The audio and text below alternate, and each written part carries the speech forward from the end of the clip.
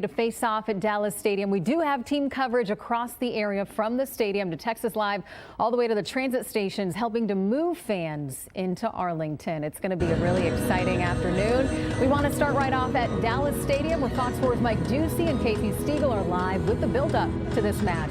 Hi guys, how's it going? Hey Eden, it's going great. Casey, it's great to finally be inside the stadium, Isn't it unbelievable? I was just wondering how many times Mike Ducey himself has been here for NFL games, but here we are, day 15 of the FIFA World Cup, Mike. I've covered some big events in this stadium, a Super Bowl once upon a time, some big Cowboy events, but it's only been open since 2009. But it looks every bit as good in person, if not better, as it has on television. This turf is unbelievable. In fact, the guys are out working on it right now as we get things started here. And, you know, we've had some incredible moments already, Casey, obviously in this stadium. Most noteworthy, the Messi magic earlier this week as Lionel Messi set the record. But we saw that entertaining Japan-Netherlands draw to start it off. England and their fans brought in the energy. But this one tonight is important for both Japan and Sweden. Both of them could really use a win to make sure they get into the next round. So the game itself means a lot. The atmosphere around it means a ton too. Absolutely. Mike talked about how they're getting ready. In fact, I'm going to have Chris pan over. Oh no, they left. The lawnmowers are gone. One of the neatest things about this, of course, is the fact that this is real turf back here, all right? So, there they are. So they've got the lawn mowing crews out here. And then we've also been advised, Mike, that an hour before the match begins at 5, and then at 20 minutes before the match begins, they're going to turn on the sprinklers. And Chris Hanks, who's behind the camera with us, has told us that the water gets a little bit close, so we might need a little bit of a drenching. That $2,000 suit of yours is going to take a beating there. That's looking like Casey Stiegel's lawn behind us. The turf is immaculate. It is incredible. And the stadium is sort of the story tonight because the curtains are up. It's been a bone of contention for the Cowboys fans for years. Jerry refuses to block out the sun from those huge western windows in this stadium. It's had an effect on some NFL games. FIFA says no problem. We'll block that sun out, and they've done so for this match, the first match where the timing of the sun might affect it should it shine through those windows. So on one end, you see the clear glass. On the other end, you see the windows blocked. So that's a little bit of a different feature that the 70,000 or so will notice when they come in here. Mike, as we walked into this building, I just kept thinking to myself, multiple Guinness World Records were just broken under this roof earlier this week with Argentina and Lionel Messi. And, you know, this has just been absolutely energetic. It has been electric for North Texas. Tonight's match is, of note, the first later match that we have had, that we've hosted here at AT&T Stadium, as we affectionately call it and know it, in Dallas-Fort Worth. But Dallas Stadium, of course, what it is being billed as for the FIFA World Cup. Most of the other matches, the prior 3, have all been in the afternoon, so this is the first one set for 6 o'clock tonight. This means so much to so many people, the fact that this tournament, 9 matches are being played here in Arlington, here at what they're calling Dallas Stadium. But I'm pretty sure that there's one family to whom it means more than just about any other, and that is the Hunt family. Lamar Hunt was the godfather of North American soccer. He established North American soccer way back when, that league, and then helped get the first World Cup here to Dallas. Right. And now his sons, Dan and Clark Hunt, have picked up the torch there. Clark, of course, the president of the Kansas City Chiefs and the Kansas City Soccer Club, and Dan here, the president of FC Dallas. I had a chance to spend a few minutes with Dan Hunt just a little while ago, and we talked about what he's been most impressed by in regards to the matches here in Arlington. Let's listen to that. What's pleased me most is the joy that it's brought fans. The awe that they have for this venue has been really amazing. It doesn't matter what country they come from, and even American fans who are traditional sports fans who love football, some of them it's their first time in the building and they see it, and just the transformation into a soccer stadium. I just think that the magnitude and scale of this, and I keep reading every single day how international fans who were so critical of these American football stadiums hosting games have now bought all the way in, because they recognize that we have some of the finest stadiums in the world, and there's almost none better than this one here at Dallas Stadium. And obviously I got to see the Magic too on TV in Kansas City, watching Argentina there and Lionel Messi's hat trick. Yeah, so those fans, we saw them already on our way in. Yes, we did. We're still, the doors haven't opened to them even now, but an hour and a half ago as we were walking into the stadium, mostly Japanese fans we saw, but very early. Both sides will be very well represented. As you well know, Mike, all of the reporters at Fox 4 were assigned different countries ahead of the World Cup match, so we could sort of immerse ourselves and learn a little bit about the culture. I had Sweden. That is why I'm standing here with you on the pitch. Sweden is a country of 10.5 million people, all right? Now, for context, Texas has more than 31 million people, all right? So that's just the population alone.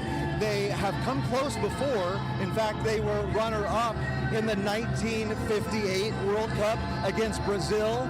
And they've also, last time they played in America in 1994, they came in third. They also came in third in 1950. So I was up at FC Dallas last night when they were getting in their final practice, and we talked to some of the players, and they are really hoping that they have the momentum going into this match, because a lot of people have talked about their defense and how Japan does so well there, and they recognize that that is one of their own weaknesses, and they are trying to focus on that and really bring it tonight. Both teams have struggled with injuries at times. They're both missing key players. But as we said, to get things started, Japan has a little more margin for error in this. They could lose this match and maybe still get to the knockout round. Certainly a draw would get them to the knockout round. Right. Sweden loses tonight, then it's nail-biting time for them. But they know if it's a win, they're in. So that's the stakes on the pitch behind us coming up starting at 6 o'clock. Can't wait to see it. No pressure at all. No pressure at all. The world's biggest stage, you can tell. The stadium is empty. We think that they're going to be opening the doors maybe in about 30 minutes or so. But just a sea of people outside, and we know that we have Fox 4 reporters stationed out. And Mike, before we go, since we're going to be doing this all evening, I brought a gift. So Mike Ducey and I, we both run very hot, all right, when we're in the studio, and it's a little warm in there. We like the fans, so I brought Mike. Mike, look, you can have a Beyonce moment. Oh, yeah, my God. There you go. We're going to move Mike's hair. He has too much hairspray. I don't want to rub this in because I know that Alex Boyer and Steven Dial are out there really sweating their butts off. Careful. We were sweating pretty profusely when we had to make our way. It felt like halfway around the stadium outside to get our credentials, but Mike and I will just be cool here. This is smart. Eden, it's hard to imagine, Eden, me looking even more glamorous than I normally do. I think You look great. I can see your hair just flowing a little bit. You look so majestic. Yeah, the one hair. Mike, give it a move, like side to side. There you go. Oh, yeah, I got to do the mouth, too. I love a good Beyonce fan moment, you guys. Yes. Smart thinking on your part, Casey, and I'm glad that you brought one for Mike as well. All right, you guys stay cool. We'll check in with you in just a moment. And before fans even get to the stadium, Sweden supporters are already making their presence known. There is a big march happening right now as fans walk and chant, as you can hear them, and celebrate ahead of the match against Japan. Fox 4's Alex Boyer is live in the middle of it all. He joins us now. And Alex, what is it like out there? Hey, electrifying, Eden. I feel like the unofficial band leader of the Swedish fan base here. I can tell you there's thousands of Swedish fans here, just a sea of yellow jerseys. Take a look for yourself as we begin that march from Choctaw Stadium, which is where this all began, I'd say about an hour or so ago. We arrived at Choctaw Stadium.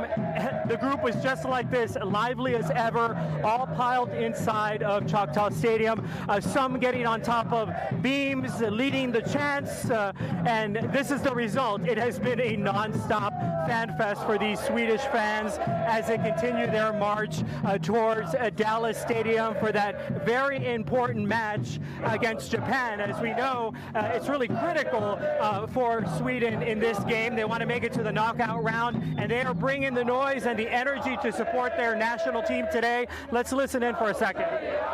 It's time for Japan to go home. Is it? Yeah. Tell me about what we're seeing here. I mean, just the camaraderie.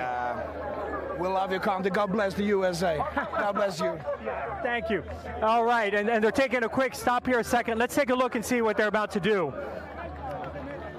Looks like maybe some sort of photo op, but Eden, as we take a live look here and the crowd gets down. Yeah, it looks like they're going to take a group photograph, and I guess the only way to do that really is for everybody to really scrunch down so they can get as many of those yellow jerseys and smiling Swedish faces as possible. You can really get a feel for the crowd as they start to kind of duck down a little bit for that group photo. You know, one thing I think is really interesting is, you know, you have the Swedes here who of course have their traditional garb, and then you have some of these American cowboy hats that they're wearing, really just embracing the Texas lifestyle and their time here in Texas. I've had a chance to talk with several of these folks off camera. You know, their English is not so good, but you know exactly what they're saying. They are here to support their team. They are here to enjoy the World Cup, and they are doing just that. I can tell you that the march itself, Eden, I mapped it out. It looks like it's about exactly a mile here from Choctaw Stadium to Dallas Stadium, and we're kind of approaching the last leg here. As you take a live look, you can kind of get a perspective of where we are. I'm going to see if I can talk to some folks as we walk here. How we doing? How we doing? Good. Hello. All right, my friend. What are we doing? Hey, we're showing the the fucking game. You're gonna watch the game. All right. Having a good time, my buddy. Enjoy the game. Yeah, Appreciate it. All right. Appreciate it. So Eden, for right now, I can tell you that we're going to just get a feel for what the group is going to do for the rest of the day, and we'll check in back with you in the next half hour.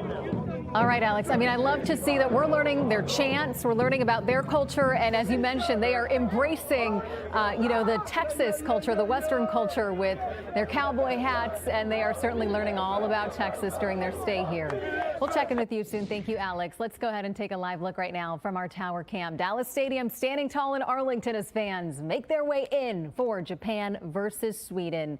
This is going to be a really exciting match. A big part of today's story is how fans are getting to the game. Many are using public transportation, and they're making their way through the TRE Centerport station before heading over to the stadium. Fox 4's Lori Brown is live at Centerport Station. And Lori, how are things moving right now as fans start arriving? Eden, things are moving like clockwork here. Fans have been just coming in waves. So we've got, fortunately, a few people stopped here. Are you all looking forward to going to Dallas Stadium? Yes, it's been a life goal of mine to be, at the World Cup and get to celebrate. Even though I'm obviously not Japanese, it's great to be at the game and find a team to support and celebrate, the Dallas-Fort Worth area and all the hospitality and, just welcome everyone here.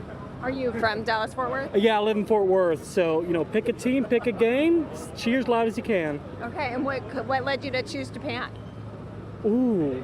Coin flip almost, I just, they just seem to be, you see the videos of the fans just enjoying the area, and, they just seem to bring a great energy that I think kind of coincides with the Dallas-Fort Worth love, so it's been exciting.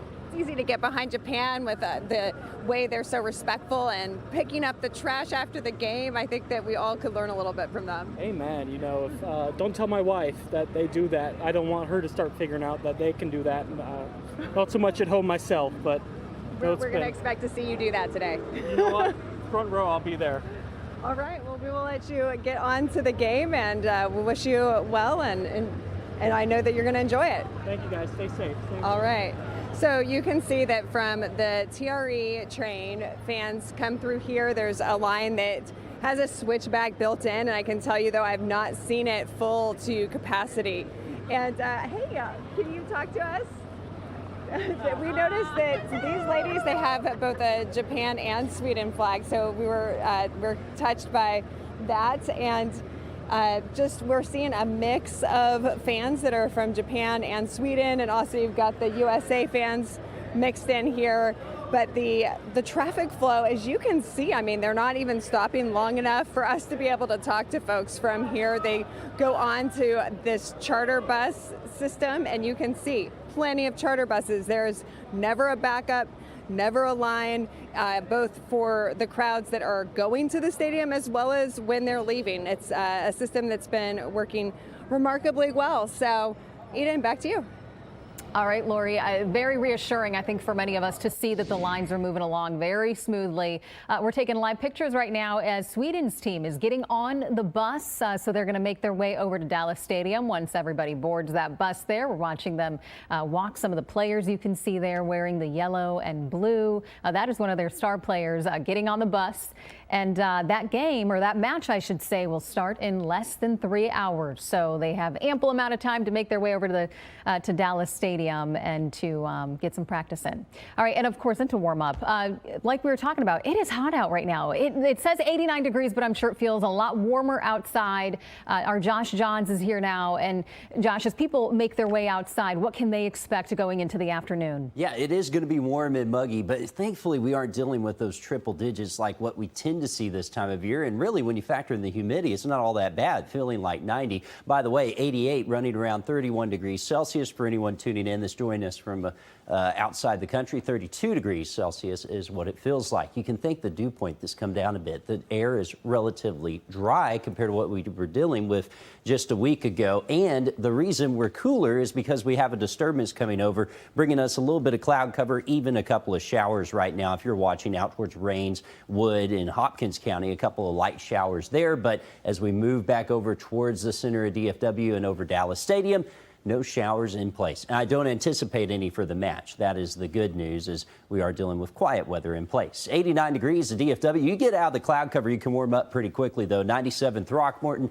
94 in Breckenridge, 89 in Dallas, 88 in Waxahachie, and 87 in Terrell. You factor in that humidity, it feels closer to the low to mid 90s, almost feels like 100 out to the west. And we do have a little bit of a breeze. South winds continuing steady at about 15 to 20 miles per hour. For the match, no issues. It will be warmer, though, likely hanging around 94, but feeling closer to 98 in the afternoon. That's about 34 degrees Celsius. Still hot and windy at halftime, going down to 91. And by the end of the game, we're cruising down to 89. By the way, if you're wondering how this compares to what folks in Sweden and Japan tend to deal with, these were the high temperatures there today. Again, I think we'll reach close to 93, 94. And Stockholm, the capital of Sweden, 70. And in Tokyo, 80 degrees today. So warmer than what we tend to deal with. And this is just one of a few matches that will be going on. We will have to watch for thunderstorms when Tunisia takes on the Netherlands in Kansas City today, the same time as the game in Arlington. Japan and Sweden, of course, today at 6. No issues there. And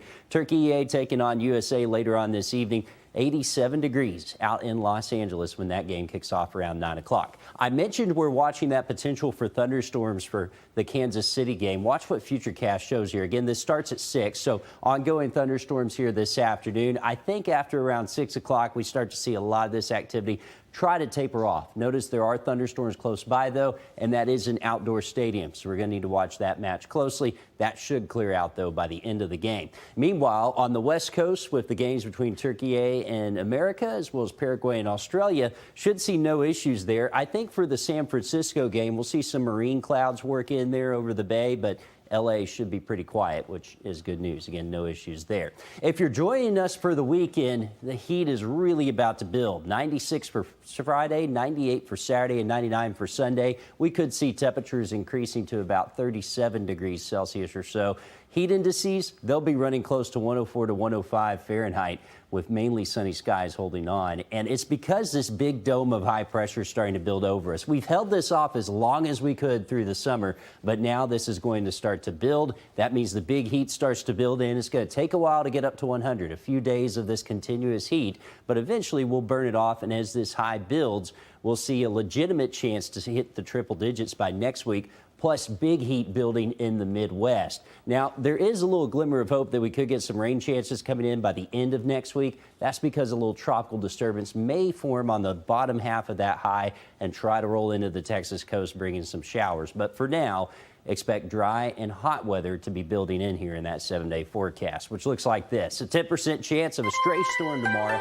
Very, very small chance, but look at those numbers getting close to the triple digits here as we head into the weekend and on into early next week. Do have that small rain chance by the end of next week. But hey, at least the weather's quiet. It's going to be hot, but we're used to that in Texas summer.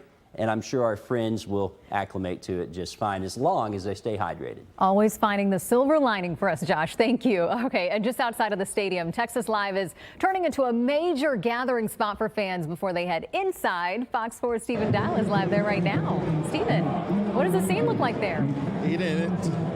Texas Live is already full. There's a match going on. This is the pregame. I'm joined by my friend Takeo.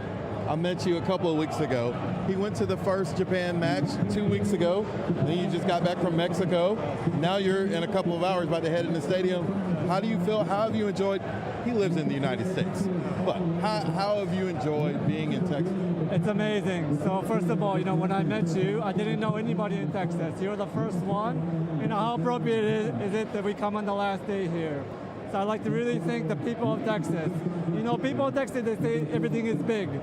But they mention about the food, the roads, and the buildings. But for me, you have a big heart. Texas is big warmth, your big kindness, and your big warmth, and your big smile. And some of us have a little bit of a big appetite. But it's been amazing. So on behalf of all the Japan fans and the team supporters, I'd like to give a big Texas thank you, arigato, to all of the people that are volunteers on the stadium, on the roads, the shuttle buses, and on the streets, and all the policemen and the first responders. They protect the streets to keep us safe, and all of the medical staff. I'm sure we ate a lot more and drank a lot more than we should have. So thank you, and big arigato to those folks. And all of the volunteers, again, arigato. And for you in the media for covering the Japan, and also all the other country people that have come to enjoy Texas. So arigato, people of Texas. I will say, a ton of Dallasites, a ton of people here in Texas have adopted the Samurai Blue like I have. It's a lot of people that you can't even see in the camera that are clearly from Texas, that are wearing Japan jerseys. How do you feel about your Samurai Blue tonight? Oh, it's amazing. So the warmth of the people, and everywhere I go, we get recognized with the Samurai Blue. So again, it's been amazing. So thank you, people of Dallas, and thank you for covering us. Are they going to win the group tonight? Of course, we're going to go number one, and we're going to continue to go number one, and I love to keep this journey going. Takeo has become my buddy.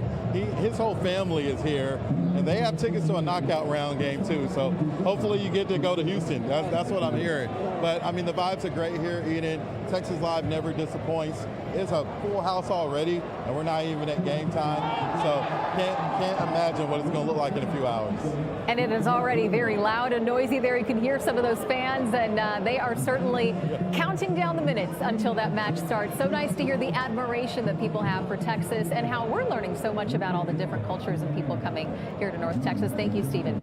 Well, we want to go back to our Alex Boyer. He is at a parade or, a march that's going on with a lot of Swedish fans. Alex, first of all, I got to give you props because you are out there in the heat. You're braving it, okay? You're keeping up with all these fans. How is it going? Have you learned the chant yet? I haven't learned a chant yet, but I got two very tall Swedish buddies with me that I pulled out of the crowd who speak English, and they're hopefully going to teach me a couple things.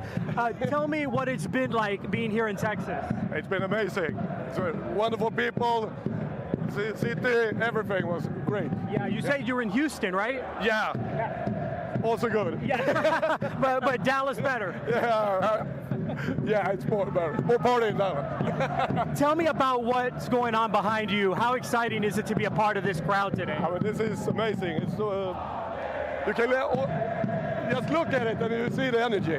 It's so amazing. It's so fun. All sure. Swedish, happy, want to see a good game. Tell me about the chant that we're hearing now. What are they saying? What are they saying in the chant? What are you guys saying right now? They say... It's hard to translate? Yeah, it's hard to translate, but it's more about drinking beer. More and more. Understood. It's about having fun. Yeah, what's it like for you being out here today? Awesome. The hospitality was great from everyone, and we have a lot of fun this week. So great. We also saw Shakira, so that's the... Nice. I was there too. It was a good concert, right? What do you think about Texas life? Is it what you expected? Yeah. Anything you've enjoyed here? Yeah, it's hot. We didn't know that so much, but okay, now we're here and everything's great, and looking forward to a great game for Sweden now. I was going to say, what do you think? Japan has some good fans. You have some really good fans too. Yeah, it's 50-50. We'll see what happens. We'll see what happens. Thank you, guys. Yeah, thank you very much. And so again, Eden, I'm going to let you take a live look here at what the crowd looks like as we continue that march towards Dallas Stadium. Easily a couple thousand Swedes who have not at all kind of calmed down on this energy. They are keeping this energy level up, and we are here for it. I'm going to send it back to you. You know, Alex, I think one of my favorite things is seeing the creativity with how people are expressing their support and their passion for their teams. I'm seeing some flower crowns. One guy had a blazer. It was like a yellow and a blue blazer with matching shorts. And then there was one guy, I think, who you spoke to earlier. I mean, he wasn't even wearing a shirt. So you've got hats and just all kinds of things. And I'm curious, because you've had a chance to cover some of the other teams. Are you surprised maybe by the level of pride that we're seeing and just the chants and just how much noise these Swedish fans are making? Yeah, you know, I have to say, Eden, not really, just based off of kind of that early enthusiasm that we saw with the Netherlands. You know, the Netherlands kind of really set the tone for what fans were doing here at these local games. And then, you know, we had Argentina, of course, which I covered as well, another team with a lot of great energy. Japan, I mean, all of them have really just been filled with this kind of electricity. But I can tell you that the Swedes definitely are up there with that top tier level. They continue to chant, continue to just have fun, and as you mentioned, there's all sorts. You know, I knew to expect the Viking crowns, a sea of yellow shirts, but as you mentioned, you don't have to have a shirt to be out here, as we've seen for ourselves. It's just all about having fun and supporting this national team as they play that crucial game later tonight against Japan, which of course we know Japan fans equally as enthused for their team, really hoping to pull out that victory to end out on that knockout round. And the other thing, too, I mean, we're, 2.5 hours away from the match starting. And I remember even when we were covering, you know, the Dutch, I was thinking to myself, how are these fans going to conserve their energy before the match? Because they're just so fired up hours in advance, but somehow they just keep pushing. Right. And then it almost seems like right before the match or during, they're so focused. It's kind of like they get all their energy out, and then it's time to focus and kind of reel it in.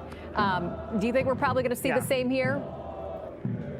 Oh, absolutely. You know, I think there is no question. I can tell you when we were at Choctaw Stadium earlier, this is what we walked into. They were already chanting. Like I said, they were climbing up on some of the support beams, not being rowdy at all, just really getting the crowd going. And really, this has been what it's been like the entire time. I think, hey, Eden, tomorrow there may be a lot of people here, a lot of Swedish fans without their voice, but it will have all been worth it, especially if the Swedes pull out a win tonight.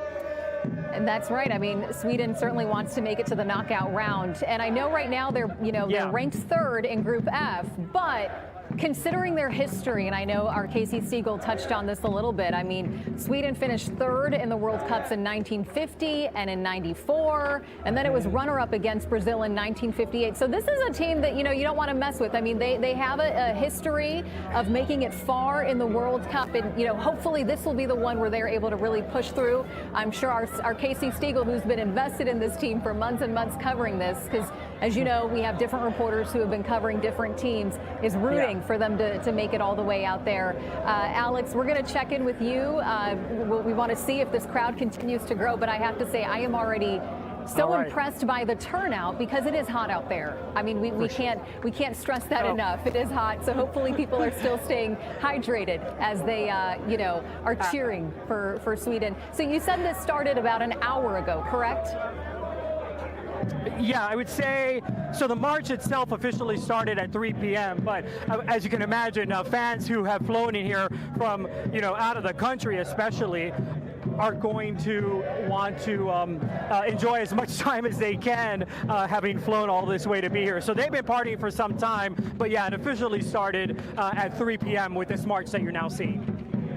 All right, love to see it. Love to see the turnout and to hear the chants. Thank you, Alex.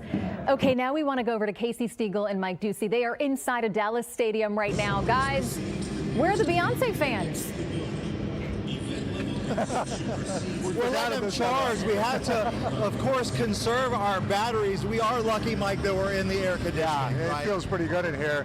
Mike is very We're getting a live look at the mowing crew, the grounds crew that's taking great care of the pitch here at Dallas Stadium. This turf is incredible, but we have to be careful during these live shots, Casey. Yeah, Mike, I want to let the viewers at home know what I thought was so neat about this. I actually called the farm in Colorado before the pitch was installed. I used my super sleuthing skills and I tracked down the farmer that was growing this sod, and he grew it for this stadium and also Houston Stadium. They shipped it in on refrigerated trucks, and then a separate company from the Netherlands installed the grow lights that are hanging in the ceiling above us. Those are those pink lights that we've all seen the video of by now. But I've got to say, the pitch is looking really, really impressive. Yeah, it's perfect. It's perfect. I was told there were 16 greenskeepers, basically, who help oversee this thing. And I mean, we're right by what we would normally call the sideline, I guess, the touch line. And the mowers continue their work here about, 2.5 hours before match time is Japan and Sweden. In fact, Mike, I'm getting very close to the edge, but let's see. So right here is the edge, right? This is the artificial turf. This is the real pitch. So you got to be very, very careful here. They have the ropes down because the lawn crews are telling us to get out of the way, basically. We might have a live amputation here on Fox Local. So I understand that Japan is getting off of the bus. Is that accurate? Yeah, we love the bus shot, and I believe we have one right now from Team Japan leaving their hotel. Leaving the hotel. And getting ready to come out here making the trek here to Arlington. Are those things extra powered? It seems like they're getting away from some of these guys. And my toes are awfully close by. Incredible. Mike, Chris is telling you to get out of the way so we can actually see it. This is live. We're live now on Fox Local. Let's talk about attendance figures, all right? So the first match here, back on June 14th between the Netherlands and Japan, 69,285. The second match, June 17th, England versus Croatia, 70,389. This past Monday, Argentina versus Jordan, 70,649. So that is the running total to beat, if you will, 70,649. Mike, just shy, really, under what they pack in here for an NFL game. Yeah, and it's worth noting that they reduced the capacity because of the configuration for soccer. The field level suites are covered now because the pitch is raised. The ground is raised several feet, the field, and so it's anywhere from 10 to 20,000 fewer than you might have for an NFL game. I hate to put you on the spot. Do you know the actual yardage? Because I can't remember it off of the top of my head. I don't have it on my little factoid sheet. But they essentially had to add, 10 feet in width? Yeah, and I should know that off the top of my head as well. I know a soccer field is substantially wider than an American football field. Both Sweden and Japan are... Neither of them is assured of moving into the next round, we should add. It's a big game from that standpoint tonight. Sweden's had a weird tournament, 1 win, 1 loss, but they beat a team 5-1, Tunisia, then they lost to the Netherlands 5-1. Yeah. Japan, 1 win, no losses, and a draw. that memorable draw with the Netherlands to start things off here, and then they beat Tunisia 4-0. As we mentioned earlier, the curtains have been drawn on the western windows here at Dallas Stadium. Jerry famously refuses to do that for NFL games. FIFA says we'll do it to try to block out the sun.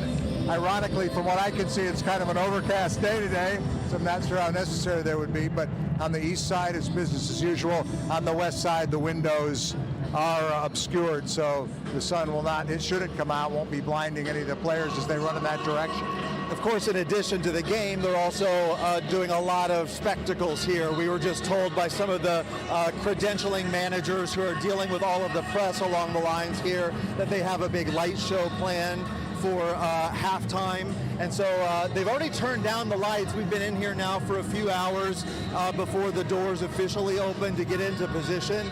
And they've turned out the lights in here, and it's gotten pretty darn dark. And I think that that might be what they're going for, again, with this 6 p.m. game, one of the first ones. But, Mike, people are starting to trickle into the stands. Yeah. I'm seeing some faces and jerseys starting to fill in. We're fortunate to be right here, field level. Not everybody in the media gets this opportunity. We have a space of our own. We also have seats to actually watch the game up in the a certain media area. So, again, it's a first. 4th out of 9 matches, the first for us to actually be inside. That's pretty cool. Mike, I don't mean to fangirl out, and I know that you're such a humble guy, but I'm sort of having a pinch myself moment standing right here with you, a legend in DFW broadcasting. And again, this man has covered every major sporting event on the planet you can think of, and to be standing here with you and experiencing this is really a sight to behold. Take all the time you need, Casey. No, that's fine.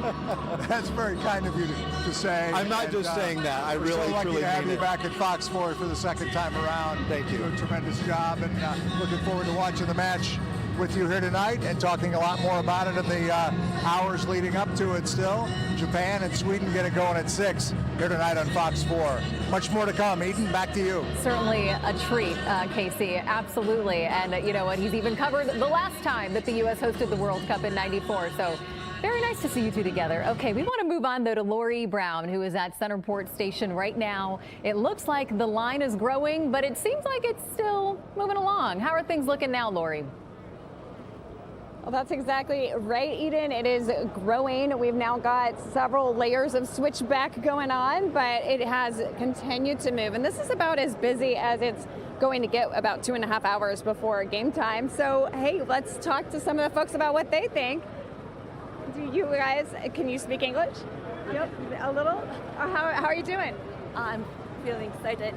All right. Well, enjoy the game. All right, everyone is happy. They're all excited, looking forward to this game. We've got we've got some different teams not in the game being represented. So I do see a lot more blue than yellow. I think a lot of the Sweden fans were at that parade. Are you enjoying your time in Texas? Go Japan. Yeah. Are you enjoying your time in Texas so far? Yeah. All right. Vamos, Nippon! Let's go! Japan! Were you here for the last Japan game? No, it's my first game. Okay. Why did you decide to go to a World Cup game? Oh, it's a very it will be a very good experience for your We just first didn't time. want to miss it. Yeah. We live in Dallas and we didn't want to miss it when the World Cup is happening right next door. Yeah. What was your reaction like when you found out the World Cup was going to be in Dallas? We had to watch this. We had to book a ticket. I mean, I have been a soccer fan since 2006, so it's been like 20 years. So since the World Cup is happening right next door, we had to watch it, so we had to book a ticket. Is this your first World Cup game? Yes, it is. Yeah. It's a once in a lifetime opportunity. Yeah. I think we shouldn't miss it. Yeah. Was it hard to get tickets? Yes, very hard, very and hard. tickets are very expensive. We have watched the Euro Cup back in Europe, in Germany, and the tickets were not this expensive there, not even half this price. So, yeah, it's very unexpected. But yeah, we were able to manage to get 2 tickets, so we're happy. And you don't have to pay for a plane ticket? Right? Yeah, it's right here. That's the thing. Japan! Japan! Yay! Bye. Bye. Enjoy the game. So from this line, they've got it with Mister set up. There's water that's being given out, and from here, all the fans are boarding these charter buses, and there is no shortage of charter buses for folks to get on. Once they get to Dallas Stadium, they do have a 10-minute walk, which is going to be tough for these fans from Japan and Sweden, where the temperature is a lot cooler than it is here today, but everyone is in good spirits and looking forward to the game. Eden? Lori, have you had a chance to ask any of the fans, do they have any score predictions? How do they think this game is going to end, this match? Okay, all right, let's find out. Okay, score predictions. What are your score predictions? Score predictions. I'm hoping a 2-1 victory for Sweden. Sweden. Let's go Sweden. I need them in second place. Okay. 5-0. 5-0. There you go. All right. Well, I think it's going to be a good matchup, and certainly been some exciting matchups so far. Eden. All right, 2-1 victory for Sweden. Okay, I always love hearing what people say, because then you get to find out, were they right? Did they predict that right? Okay, now we want to go back to where all the fun is at. Our Alex Boye is out there with the Sweden fans. Alex, who you got with you? Eden, I got an over crowd with me. Come on, guys.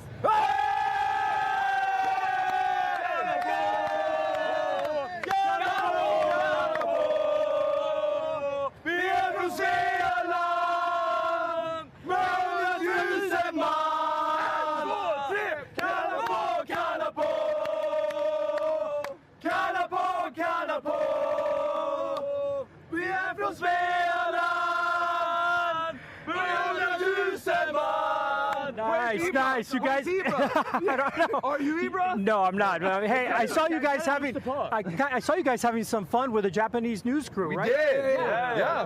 What was it like? What was it like interacting with them? Having some fun with the Japanese crew. Everybody's friends with everybody here, my friend. Yeah. But you guys, what's it like interacting with all the other fans here, especially Japan? It just seems like it's going to be a great match. They're so nice, the Japanese people. Yeah. And this guy has something to say to the Japanese people. The Japanese. Shunzo Zazageo to all the Japanese people out there. We love the Japanese fans, and we love the Mexican fans as well. The Mexicans have been very supportive. But Texas has been amazing to us as well. Sure. Yeah, what's it been like visiting for you guys here in Texas? Anything stand out to you? Well, the fact that you actually seem to like soccer by now. So it was about time. But this is what the World Cup is about, though. You're meeting people from all over the world. Everybody's wearing soccer jerseys, Absolutely. And guys, seeing that march, man, it was pretty incredible. What was that energy like for you in there? I mean, you guys are carrying that energy here. You're with that group of thousands of fans. I mean, it's going to be a great match. Amazing. Yeah, we're all so stoked about this. That's just pre-game. Watch us during the game. All right. Yeah. We're going to beat Japan. Let's go! Yes! All right, guys, I appreciate your time, man. Have fun. So, as you can see, Eden, the March Parade, or whatever you want to call it, has now come to an end here at AT&T Stadium. But as you were asking me earlier, was the energy going to stay up? I think you can safely say from these group of guys that I caught at the very end that energy is certainly still staying up. So, Alex, we don't have smell-o-vision, but we have heard people talk about beer out there a few times. Can you smell the beer? Like, what's keeping them fueled? Yeah, certainly you can tell on folks' breaths what kind of beverage they prefer, and I would say that beer is certainly up there, especially with a spirited crowd like this. As the day goes on, we can tell them to hydrate as much as we want to, but they're really going to take in and indulge. A lot of them saying, of course, since they're here, they want to try the staples and the different local beers and things like that. So, we're going to encourage them to do that, right, as long as they're being responsible. As long as they're staying hydrated, especially in this heat. And I love that one of the guys you spoke to said, yeah, we're finding out that Americans like soccer. I love that. And we're finding out that many of the Europeans love ranch. So we're kind of all learning about each other. You know what I thought was funny about that, Eden, was the fact that guy that said that, he's actually from Sweden, and he referred to it as soccer, and then one of his other buddies said, hey, it's football. So, everybody is just kind of learning each other's cultures and phrases. So you're right. He's probably eating ranch dressing on his pizza as well. Oh, that's been my favorite part. Just everybody learning about each other. And as they mentioned, people who are rooting for different teams still coming together and supporting each other and having that shared respect just for football or soccer, whatever you want to call it, just for the game itself. It's just been so beautiful to see, Alex. Okay, you please stay hydrated as well, because I know it's really hot out there. We're going to move on to our Stephen Dial, who is at Texas Live. Stephen, you've been lucky enough to stay indoors, and I'm sure that's a very smart move for a lot of the other people, a lot of the fans that are watching, planning to watch the match from there. How's it going? For sure, it's a smart assignment, right? Pick the indoor AC one. Even though the doors are open here at Texas Live, it's a lot of people here. I mean, we know that Japan versus Sweden match starts at 6 on Fox 4, but there's another match going on right now, and so the Sweden and Japan fans and USA fans are already inside Texas Live. They wanted to already get their seat. And we talked about a lot of people enjoying different cultures and different countries, supporting different countries. It's not as like combative as you would think, and maybe if it was the Eagles in town for the Cowboys, these fans would probably not be nice to each other and stuff, but people are nice to each other here. Everyone's just having a good time here at Texas Live. Like Alex mentioned, it seems like beer is the beverage of choice, of course, and hopefully everyone drinks responsibly, but everyone's having a great time here. It's really festive. Like I mentioned in the last hit, there are a lot of people from Dallas in Texas that have picked a team and embraced a team, whether it's Japan, Sweden, England, or whatever, and we can see that throughout the crowd here, but some wearing their red, white, and blue for the United States. And then you see some people from North Texas wearing yellow for Sweden or wearing samurai blue. So it's been a really great atmosphere. I can't wait until kickoff, because that's when things are going to get real, Eden. And Stephen, you've covered Japan for months now. This was the team that you were assigned to cover. And what's really cool too about this is you had already planned a trip to Japan. So you got a chance to experience their culture up close and go and walk around Tokyo and see everything. And so what does it feel like for you to see the fans here in Texas getting to embrace our culture out here too? Yeah, it's been awesome, and just like you saw when I talked to Takeo and others, like I've formed bonds with people who are here visiting, and then I'm testing out what I learned on my vacation too. Some of those words or phrases that I remembered in Japan that I had to use every day. It was funny me trying it out on people that I've been interviewing here in Texas, and they're shocked at either how good or how bad my Japanese is.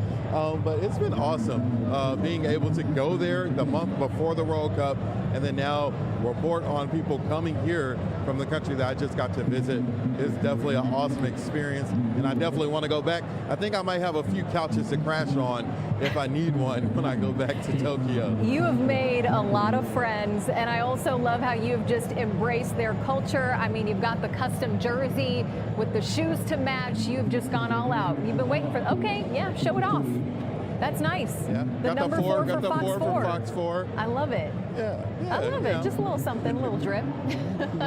All right, Stephen, thank you. A little something. Okay, so right now, Team USA is also getting ready for its final group stage match tonight. That's against Turkey, and it's happening at Los Angeles Stadium. The team held its final training session ahead of the match, and head coach Mauricio Pochettino is still working through some big decisions, including whether to rest some of his key starters. There's also a little added pressure going into tonight for U.S. players that are 4 of them of the U.S. players are sitting on yellow cards, meaning another one tonight could keep them out of the round of 32. Another big question is Christian Pulisic? You know, he did not play in the last game because of a calf injury. We reported on that. And so all eyes are going to be on, whether he is available tonight. They did still go on to win that match, even without him playing. But still, that is a big question. Team USA will have a new look for this match. Look at this right here. So after wearing red, white, and stripes in their first 2 games, the U.S. men are going to debut their dark blue kit with a star pattern against Turkey. It is the first time they're going to wear that kit in this World Cup. I love the monochromatic look. You can watch Turkey versus the U.S. men's national team tonight at 9 on Fox 4. That will be followed by Fox 4 News. And it all comes after Japan versus Sweden at Dallas Stadium. That match kicking off in less than 2.5 hours at 6 p.m.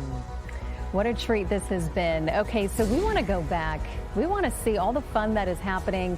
Fans have arrived at Dallas Stadium here. These are the Sweden fans. We watched them march. We heard their chants. We can feel their excitement. It's been very electric. It's just been very exciting to see them anticipate this match. It's going to 2-1 Japan. Just some things to note. Both of these teams are in Group F. Japan is in second place, ranking second. Sweden in third. Sweden hoping to make it to that knockout round. We're going to see how this all plays out, but we're going to stay on this. And this is Fan Fest, where you can see fans who are there waiting for that match as well. So they're filling the seats. It's going to be a good one. We're gonna stay on these live pictures and just take it all in, as we are less than 2.5 hours away from that match between Sweden and Japan. A live picture at Dallas Stadium as fans make their way. Earlier, we did see Team Sweden hop on a bus and make their way over to Dallas Stadium, and Japan as well lead the W. So we're going to stay on these shots and just take it all in.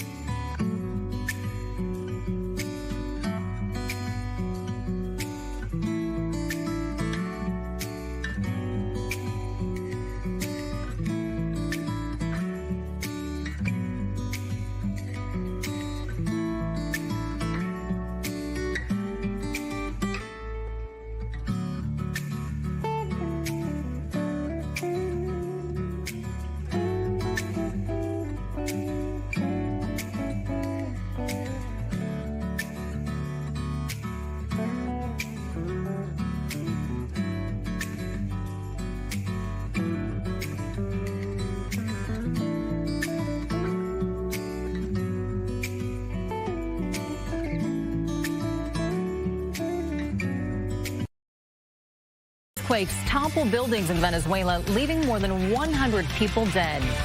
You're watching Fox 4 News. Good afternoon. I'm Eden Shekel. Thanks for joining us. A tragedy in South Fort Worth. A house fire claims the life of a child and injures. More local news every day.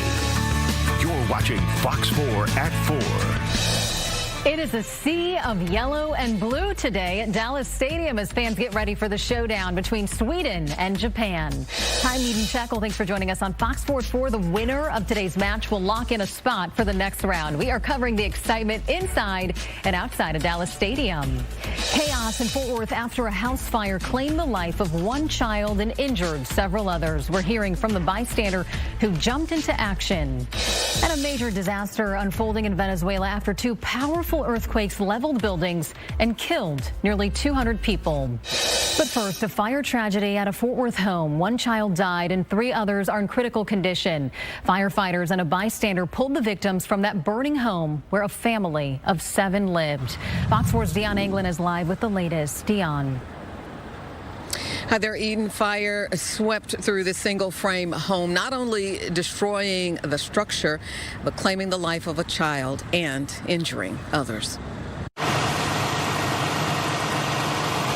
A fatal fire, heart-wrenching details. 2 adults, 5 school-aged children, of which a little boy was pronounced dead at the scene.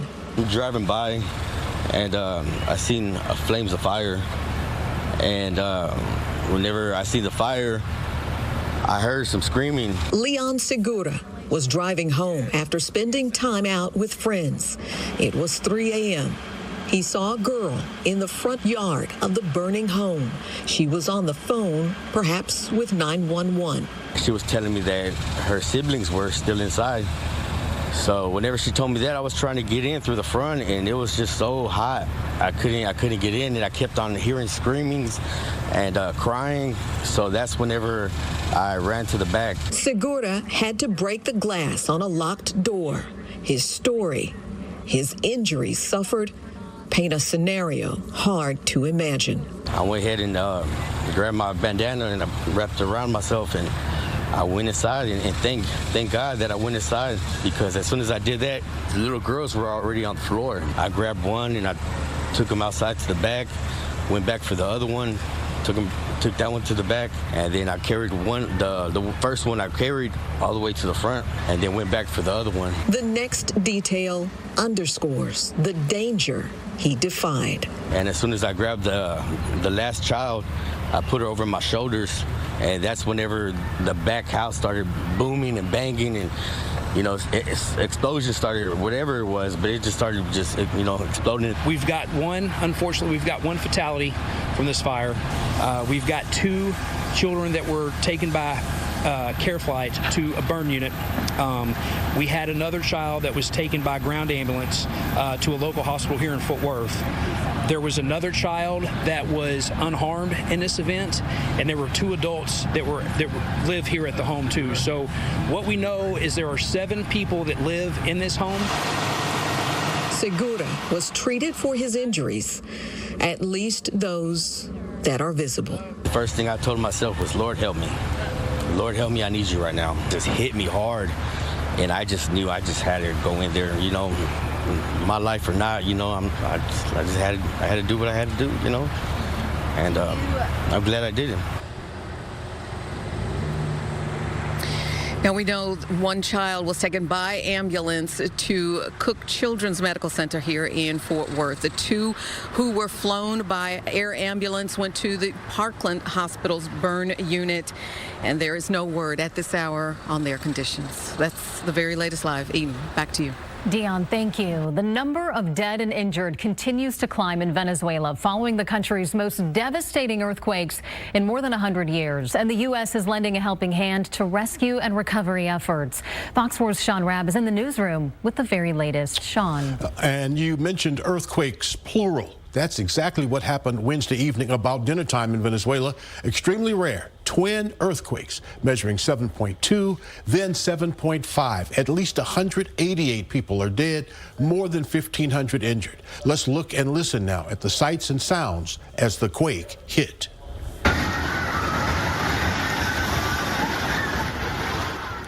You can just sense the very terror in the hearts of Venezuelans as they poured out of buildings into streets. Devastation on a scale hard to imagine in the country's densely populated northern states, including the capital of Caracas. The airport there open only for humanitarian aid. Looks as if it was hit by a bomb. Smoke rising from rubble heaps, almost like an SOS in the sky that the world is responding to, beginning with the United States. We're already deploying search and rescue teams from Fairfax County, Virginia, and Los Angeles. There'll be some others we'll add. That's their most immediate need right now is search and rescue efforts. They have a bunch of collapsed buildings, and so they'll need a lot of help in terms of digging through that. The airport there is badly damaged, so we'll have to rely on the Department of War to deploy assets there.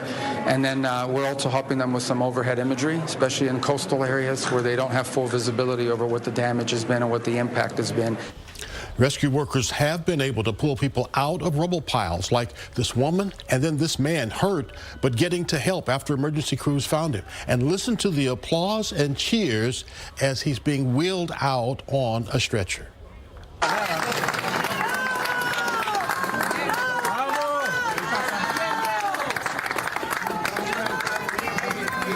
Yeah, miracle moments, finding people alive in the aftermath of these super powerful earthquakes. The next 24 to 48 hours, critical in searching for survivors.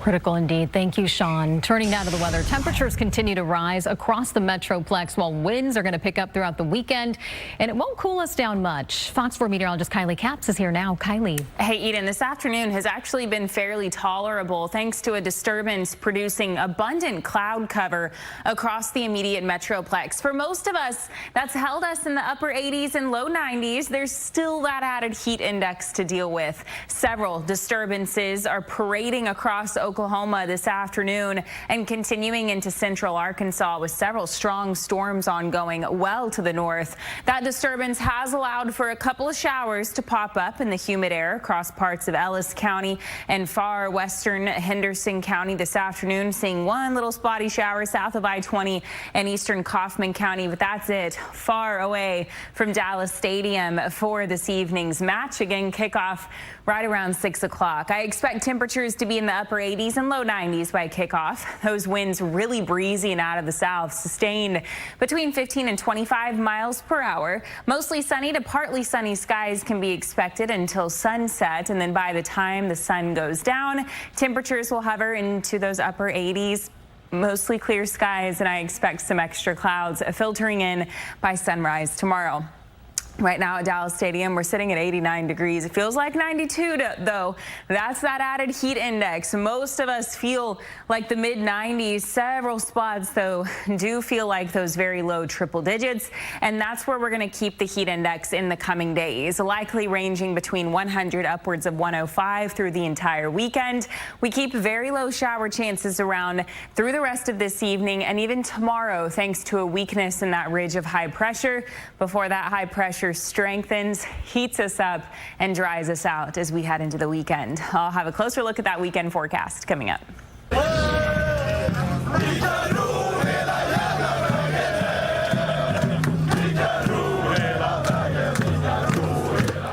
Well, it was a sea of yellow and blue in Arlington this afternoon. Sweden fans gathered at Choctaw Stadium to march to Dallas Stadium ahead of this evening's group stage match against Japan. Fox 4's Alex Boyer got to experience the walk firsthand and is live in Arlington with more. Hi, Alex. Hey, I'm definitely hot and sweaty, but it was all worth it. That a mile march and parade ending right here. I got some more of my Swedish friends joining me. How are we doing today? We're doing great. I mean, we're doing very well. We're going to beat Japan today. We're ready. We're doing the march. I mean, come on, let's go Sweden, man. Life's good, Weather's warm. We're in the U.S. World Cup, baby. Let's go. I love the cowboy hats. What's Texas life been like for you? It's been amazing. We've been to Fort Worth. Okay. The Stockyards? Yeah. And And then we've been to lots of barbecues. Okay. We loved it. Was barbecue as good as you hoped it would be? Yes. Okay. Amazing. Terry Blacks. Even better. We loved it. Even better. Hence the hats. I love it. I love it. What did you think about the march? Was it the energy you thought it was going to be? I would say it was even better, actually. We were in Houston for the game too, but I think that this one was definitely better. And yeah, now I believe. I believe in Sweden. I believe. How do you feel walking into those gates as you prepare for that match today against Japan? I think it's going to be amazing, and I think it's our time. I think it's our time to shine now with Isak and Gyökeres. Yeah, I think it's time. Well, you got the Swedish flag. You all are representing Sweden. Yeah, we're confident. Honorary Texans now. Thank you so much, guys. Yes, I appreciate you. And again, this is just kind of the end of the group as they file into the fence. Let's listen in for a second.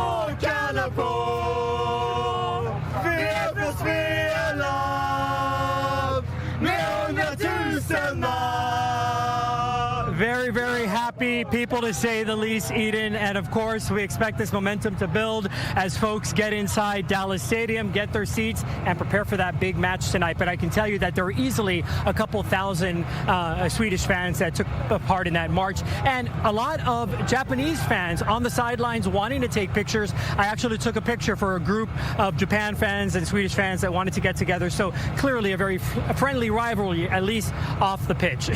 A friendly rivalry, indeed. Oh, man, what a great turnout. Thank you, Alex. And let's show you another perspective of the Sweden fans passing through security right now. And this is on their way into Dallas Stadium. So tonight's matchup is important for both teams that are looking ahead to the knockout rounds.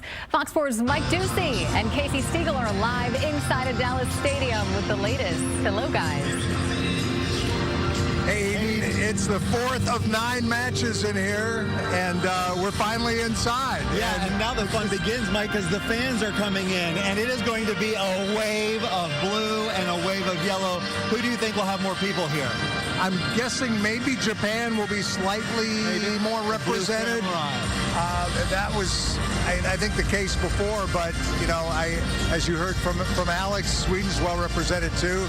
They've got that great yellow and blue scheme on their kits, their uniforms, so they're going to be very prominent. You can see some of the guys on the pitch already behind us getting ready to work out here.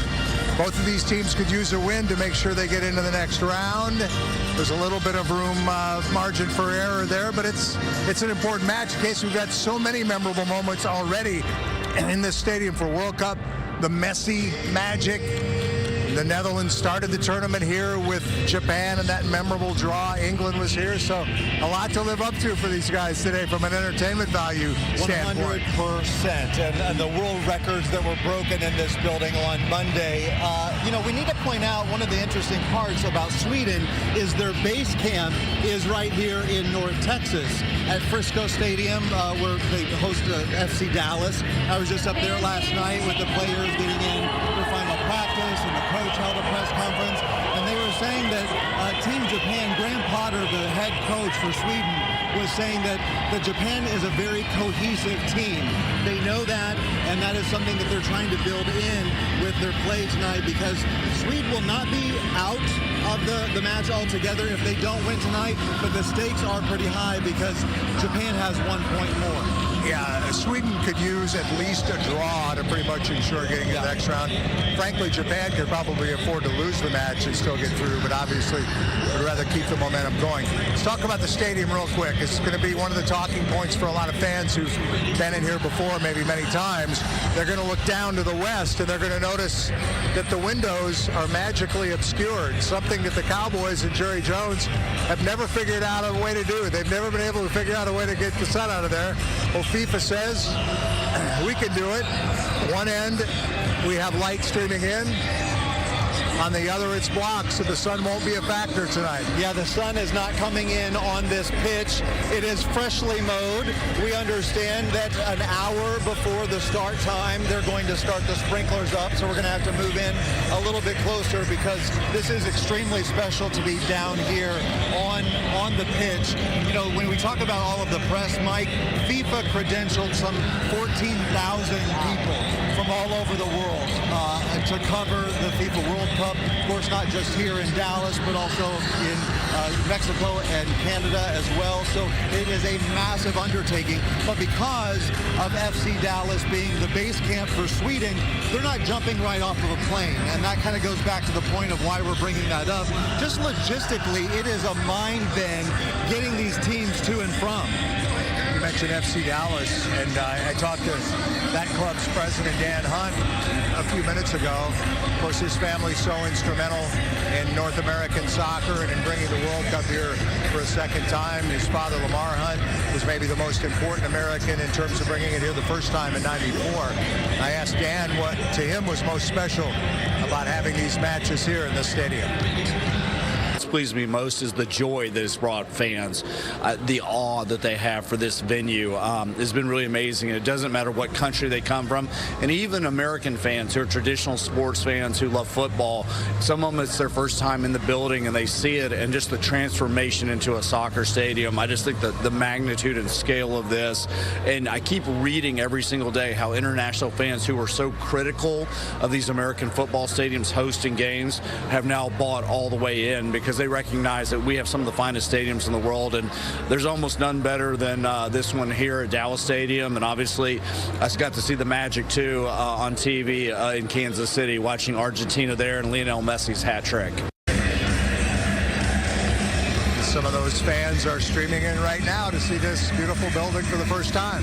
And speaking of fans, if you didn't see us at 4 o'clock, I brought Mike Ducey a special gift, these little portable fans. We're sending it to Alex Boyer and anybody else who's outside, but we're trying to have our Beyonce moment down here on the pitch, Eden. A Beyonce fan has never looked so good. I love it. See, look at Mike. He's making sure he gets all parts of his face. I'm sorry, Eden. I'm not taking questions right now. I'm sorry. No. He's Very big busy time here. Keep it moving, people. Yeah. Keep it moving.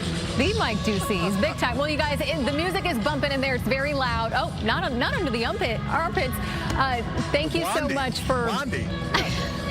Thanks for being able to, nice job, just for being able to talk to us through all that loud music. Okay, so here's what's happening on Fox 4 tomorrow. World Cup coverage starts tomorrow at 1 p.m. Norway takes on France shortly after, starting at 2 o'clock, and then Uruguay versus Spain at 6 in a late match. New Zealand will face Belgium at 10. Fox 4 News will be on right after the match. We'll be right back.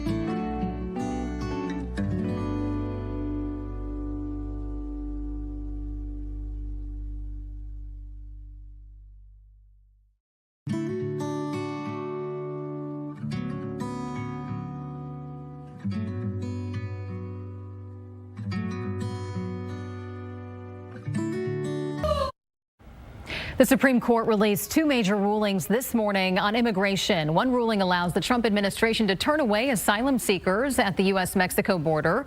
The policy prevents migrants from touching U.S. soil, where they would automatically have a process for filing an asylum claim. The court's majority rejected the argument that making it to the U.S. border counts as arriving in the U.S., even if the asylum seeker never actually crosses the border. The other ruling eliminates temporary protected status for Haitians and Syrian nationals. The court's majority rejected a complaint that Homeland Security officials never properly assessed unsafe living conditions in those countries. Today's ruling could allow fast-track removal of hundreds of thousands of Syrians and Haitians. T-minus 2 hours from kickoff here at Dallas Stadium. Japan, Sweden, where temperatures will hover right around 90 degrees. That's 32 degrees Celsius. Tunisia and the Netherlands kickoff at 6 in Kansas City. Could be dodging a few thunderstorms. And then LA later on tonight. Turkey against the U.S. Go U.S. Temperatures will be in the mid to upper 80s under mostly clear skies. Right now, we're hovering in those upper 80s. Thanks to this blanket of clouds that moved overhead, temperatures have struggled to climb across the Metroplex this afternoon. That's a pretty stout disturbance. That disturbance that prompted that incoming cloud cover also allowed for a couple of showers to develop across parts of North Texas in this kind of warm and muggy air this afternoon. Most of that shower activity south of I-20. Radar is quiet along the Red River, but I'll tell you, there are folks up in Oklahoma that are dealing with some really strong storms in northern parts of the state where several disturbances have continued to plow through. There's actually an ongoing tornado watch with a current tornado warning. Yeah, kind of unusual for late June, but those disturbances tapping into that moist, unstable air, prompting a few of those stronger storms through this afternoon and this evening. You can see that blanket of clouds easily on satellite and radar. A couple of those showers continue through tonight. We've left about 10% coverage in place, mainly for northern parts of North Texas. Let me show you that with our futurecast. I think as storms stay along the Red River late tonight, they will send a blanket of clouds our way. So most of us will wake up to partly sunny to mostly cloudy skies, with clearing skies expected through the back half of the day. A repeat on Saturday before temperatures really soar through the afternoon. So that severe weather risk through the rest of this evening, highest across western Oklahoma and northeastern parts of the Lone Star State. That severe risk is out of our viewing area. If we see showers and rumbles pop later on, the potential for heavy rain and lightning will be the greatest threats. Upper 80s and low 90s out there right now. A little bit hotter off to the west. Our feels like temperatures, yeah, this is a few degrees above the ambient air temperature. And that trend will continue in the coming days. Today, it's tolerable thanks to dew points in those mid-60s. Dew points do climb a little, though, especially as we head into the weekend, where I think the heat index will approach 104, 105 Saturday and Sunday. Those winds very gusty. I'm hoping that'll make the heat feel a little less stifling. High pressure kind of flattens and moves overhead as we head into the weekend and then shifts off to the east and northeast. What does that do? Allows us to dry out and heat it back up. After a very low shower chance tomorrow, the weekend stays quiet. And on your forewarned 7-day forecast, now this looks more like summer through the weekend and into next week. I can't rule out our first triple-digit day sometime in the Sunday through Wednesday time frame. Fox 4 at 4 is back in 15 seconds. It's simple.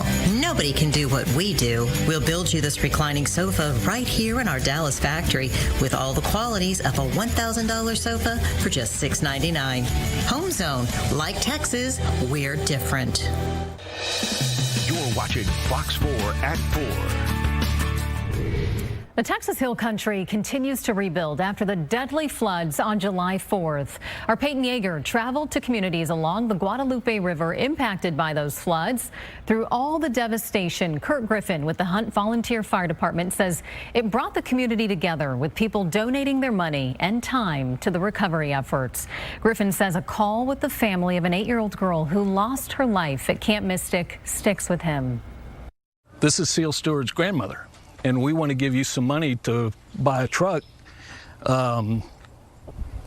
because we know you lost 2 trucks. She said, I've got one request, is that you recognize my granddaughter. So that's what we did. Wow. Well, you can hear the stories of the people of Kerr County and parents of Camp Mystic in our special. It's called Rising Together. You can watch the special this Sunday on Fox 4 at 9:30 or anytime on the Fox Local app.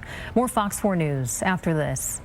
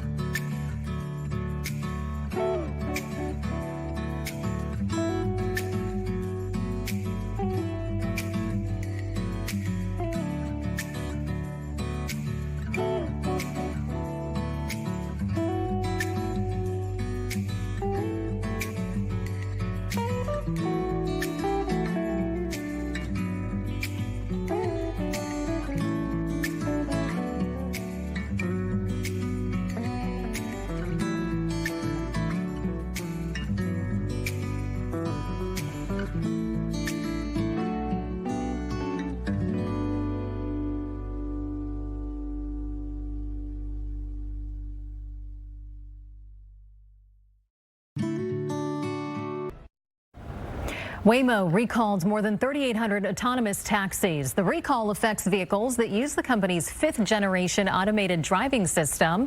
And according to the National Highway Traffic Safety Administration, the software may allow a Waymo vehicle to enter a closed freeway construction zone. Waymo says it's because the software may fail to recognize the zones or prioritize other highway hazards. Airports across the country are gearing up for a busy Independence Day. The TSA expects to screen nearly 19 million travelers leading up to and after the holiday. This year, the holiday falls at the same time as the World Cup. AAA anticipates it'll be the busiest July 4th travel week ever. The U.S. men's national team takes the field in California as Group D winners. We have a live look at their match next.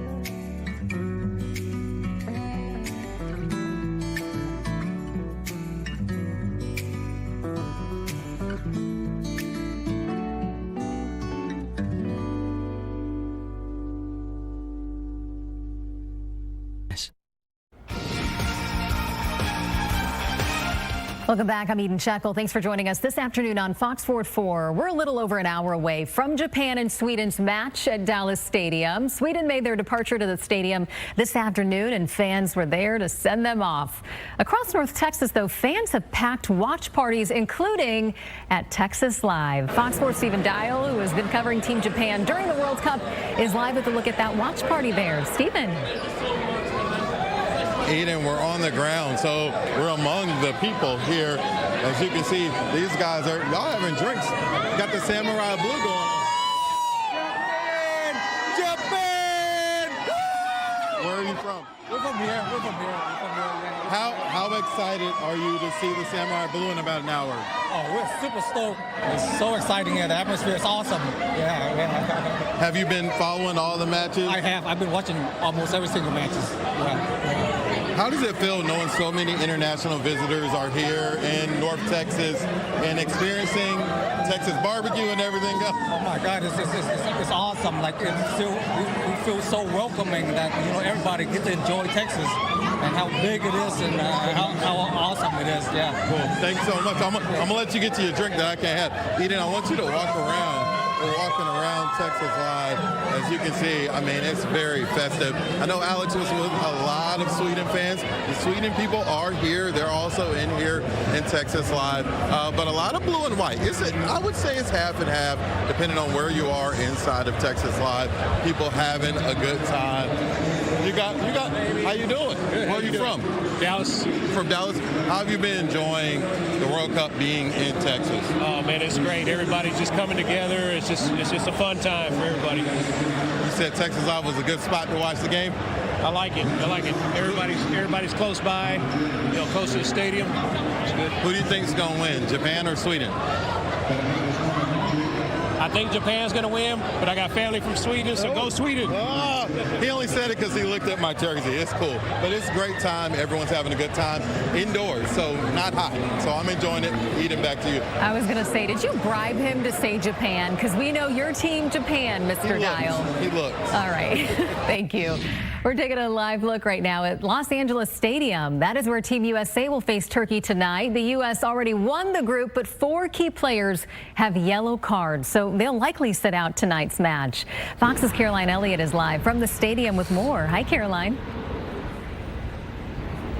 Hi, Eden. So we're about 5 hours out from kickoff right now, so fans aren't here just yet, but we are expecting 69,000 fans in that stadium tonight. Now, by all means, like you said, this is a low-pressure game, but players told us they still want to go into the next round undefeated. USA! USA! They look very good, very tight, very fast. Pochettino's got things tightened up. Team USA closing out the group stage where its World Cup journey began, Los Angeles Stadium. A win tonight won't affect their standing, but it would make them the first American men's team to win 3 straight matches in a World Cup. Going into the knockout rounds is no better way than with another win. Turkey has already been eliminated from the tournament, but U.S. head coach Mauricio Pochettino says he doesn't expect that team to go out quietly. When you defend your jersey, your flag, your culture always is about pride. He's resting several starting players sitting on yellow cards, giving an opportunity for others to prove themselves. It's a straight swap. We got a group of guys who have been grinding from the time we set foot out in New York for the roster reveal. After tonight, the U.S. will prepare for its first match in the knockout round on July 1st at San Francisco Bay Area Stadium, and fans are confident the team could make a deep run in the tournament. We're quicker than we have been in years. Yeah, super confident, stoked. Go USA. It's great for the country. I think we need this moment right now. And Team USA will most likely play Bosnia in the next round of 32, but we won't know for sure until the group stage wraps on Saturday. Eden. Very exciting in California. Thanks so much, Caroline. And now let's head out to Fort Worth. Many fans are heading to the Japan-Sweden match today, and they're using public transportation to Dallas Stadium. Fox 4's Lori Brown is live at Centerport Station. Lori, how's it going out there? Eden, it's been another successful run here at Centerport Station with the TRE bringing fans from Fort Worth, from DFW Airport, and also from Dallas. This is a train that just got here. You can see this is the last of these fans. Hey, are you folks worried about getting there on time? Yeah, I think we'll be just fine. There's not a whole lot of people, and everything is really well organized. So a lot of the helpers are being very clear on where to go, and not having any problems with that. So great. Love it when there's nothing to complain about. Yeah, it's great because this is my first time to get on the train station there in Fort Worth, and then coming over here, everybody just is very knowledgeable, letting us know when to have our tickets out and stuff like that. Where are you folks from? Weatherford. Okay, so you traveled so far to get here today. Yeah, well, so this is my brother. He's actually I'm from Tyler. He's from Tyler. Texas. So he crashed at my place at Weatherford last night, and then we just kind of hung out today and then made our way over here for the game. How do you feel getting to go to a World Cup game and not having to buy airfare for it? Well, that was the thing, is the whole setup was, I was worried at first about having to drive all the way to the Dallas Stadium, parking, navigating closed streets and all that kind of stuff, and then found out about the regional pass here, and just it was pretty cheap, and they kind of take everything for you. You just kind of keep walking and they keep pointing, and you just end up at the stadium. All right, last question. Who are you cheering for? I'm going for Japan. I'm going for Sweden. Oh, that'll make for a yeah, good game. It'll be good. It'll be good. All right, well, you folks have fun. Thank you. Thank you. Okay, so there you go. That's what we've been hearing from travelers all along throughout the various World Cup matches, is that everyone feels like this transportation system has worked really smoothly. So maybe some other World Cup planners out there can be taking notes from here. Eden? Absolutely, and it seems like we've seen this really for every match, that the lines have been moving smoothly, so great work there. Okay, so we've got you covered with all things World Cup. Check out our match guide. It's on our website, fox4news.com. We've got information on free watch parties happening all across North Texas, plus information on road closures and player profiles of the U.S. men's team. Okay, we got to talk about the NBA now. Turning now to the Dallas Mavericks and the team's new draft pick. Today, Dallas introduced forward Marez Johnson Jr. to North Texas. The 20-year-old helped lead the Wolverines to a national championship last season and becomes the first draft pick by new Mavs president Masai Ujiri. Johnson will also reunite with a familiar face on the sideline, his former Michigan coach, Dusty May, who is now the head coach. I was not expecting that, especially with Dusty being here. I was caught off guard. Dusty going to hold me accountable, hold me to a high standard, and push me every day. Johnson Jr. will rep number 14 on the court and will join NBA Rookie of the Year Cooper Flagg in the upcoming season. People across the world are joining in on all the World Cup fun. We are taking a look at how Norway fans took over a baseball game in New York in today's 4 at 4. And we're taking another live look outside. We are an hour and 20 minutes away from that match. And it is hot out there, so please hydrate if you're making your way over there. You're going to want to stay cool. Do your best, at least. We'll have more on your forecast in just a moment.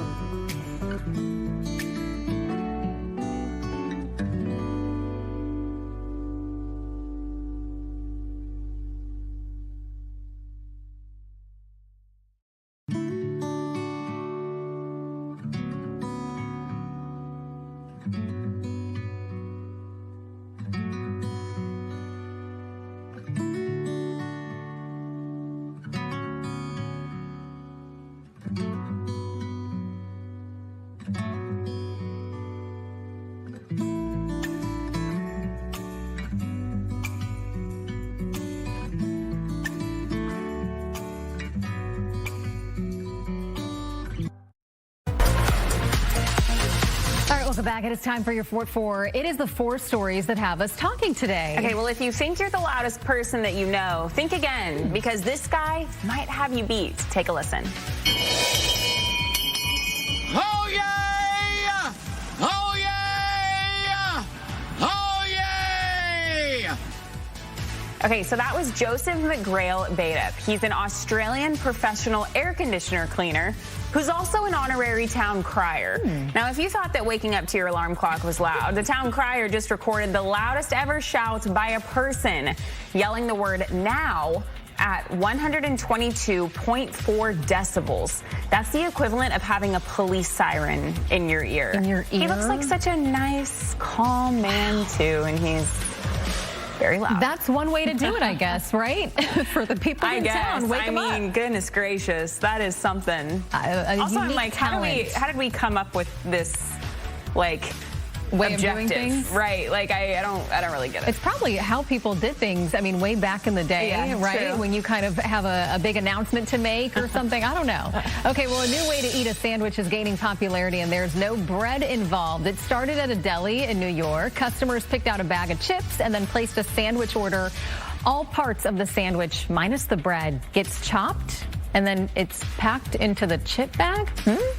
Videos of this new trend have racked up millions of views online. It looks pretty good. To me, it just looks like a chopped salad, though, with an added crunch. So I'm like, that's what it is. Like, I'm just thinking of like all the textures chopped up like that. People do put chips in their sandwiches, though. See, I guess I'm just so basic. I don't do that, but I mean, maybe we should try it. Maybe that's like a crouton substitute. Okay, that's fair. Don't knock it until you try it. You're right. Okay, Kylie. We'll you're do right. it. Okay. Okay, well, a pair of miniature horses escaped from their home in Tennessee, and they weren't ready to go back. They led police on a pursuit through a residential neighborhood, drawing laughs from officers who were following them.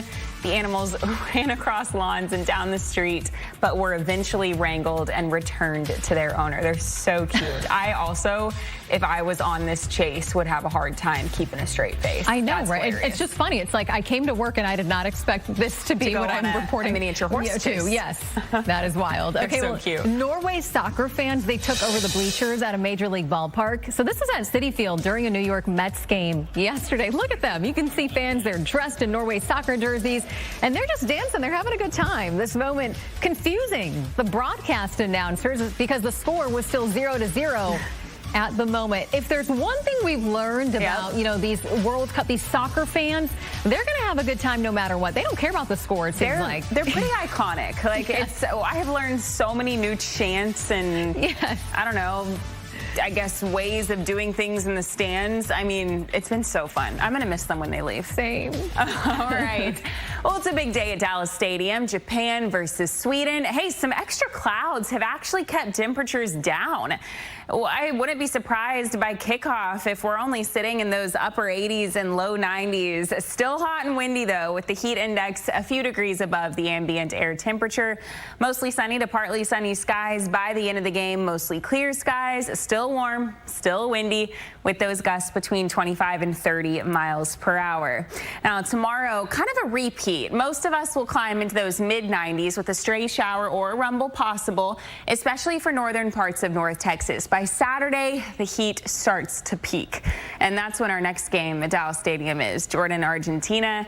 Yeah, it's going to be a hot one. I expect the heat index to hover right around 104, 105 both Saturday and Sunday, and those winds will be really breezy out of the south, too, for all of those folks planning on kind of being outside, tailgating, pre- and post-game, you know, the drill, FIFA Fan Fest. It's going to be hot, it's going to be humid, and it's going to be windy. It feels like temperatures this afternoon, though, not too unbearable, and that's thanks to the fact that dew points are in the mid-60s. Okay, with current temperatures in the upper 80s and low 90s, that's a pretty big spread, which means, yeah, there's still a few degrees of a difference between the air temperature and the heat index, or the feels like temperature, but we can handle that. It's the next several days that I think that the heat index really starts to ramp up, especially by the end of the weekend. We're going to be close to heat advisory criteria Saturday and Sunday, feeling upwards of 104 to 105. All in all, though, though, not bad at all this afternoon. That's actually seasonably cool for late June. Our average highs are in the low 90s. We stayed below that at the DFW airport. So through the rest of the afternoon, maybe we climb another degree or so with more sun in place. Tonight will feature mostly clear skies to start with some increasing clouds by sunrise tomorrow. Radar right now is quiet. There's a couple of stray showers down in Navarro County, but I want to point out what's going on up in northern Oklahoma where a tornado watch is in place. There's a tornado warned storm in the Panhandle and several strong to severe storms that are ongoing across northern parts of the Lone Star State and far northeast Oklahoma. That's where I expect the bulk of that activity to remain through the rest of the night. A couple of storms could make a run in our northern and northwestern counties through tonight, with a few of those showers lingering into tomorrow morning. Still, though, only about 10% coverage. We'll see more sun tomorrow afternoon, too, which will help temperatures climb. The Storm Prediction Center has added that level 3 enhanced risk for western and northwest Oklahoma. Rightfully so, with those strong to severe storms ongoing. By the weekend, high pressure takes control. We are windy, we are warm, we are humid. On your forewarned 7-day forecast, just low shower chances continue tomorrow before high pressure nearby allows us to really start to climb. In fact, in the Sunday to Wednesday timeframe, I bet we record our first triple-digit day of the season. Low storm chances return by the end of next week. Kylie, thank you. America 250 celebrations are underway across the country with the biggest events taking place in the nation's capital. Fox's Rebecca Castor has more from Washington, D.C. Celebrations are officially underway for America's 250th, with the flagship event here on the National Mall setting things up for a special 4th of July. The gates are open at the Great American State Fair. Happy birthday, America. Thank President Trump kicked off the festivities in the nation's capital Wednesday night with a rally for America. Everything he does is always the best. Now the attention turns to the fair, with hundreds of thousands of people expected to attend through the 4th of July weekend. It's everything you want from a state fair, plus a birthday party, plus some great American pride. Aside from fair staples, the event also features exhibits from all 56 states and U.S. territories. Anything you might want to learn or experience, it's right here. It's at your feet. These state pavilions are larger than my first apartment. Tickets are free, but attendees should expect airport-level security to get in. I was, 18 years old when we had the 200th celebration. This dwarfs it. The fair runs through July 10th, and people from across the country are excited to be here on opening day. This is a once-in-a-lifetime opportunity. This is a lot different than the county fairs we grew up going to in rural Arkansas. I'm just glad they do this effort to celebrate 250 years. In addition to the fair, D.C. is hosting a grand parade and the largest fireworks show ever on July 4th. In Washington, Rebecca Castor, Fox News. A century-old secret hidden beneath the Lincoln Memorial is opening to the public today. Visitors will be able to explore the newly unveiled Lincoln Memorial Undercroft. It's a sprawling 15,000 square foot museum located directly beneath the monument. The project is backed by $26 million in federal funds and $48 million from the National Park Foundation. You'll walk in here, you'll understand that the Lincoln Memorial is essentially built on the roof of a cathedral.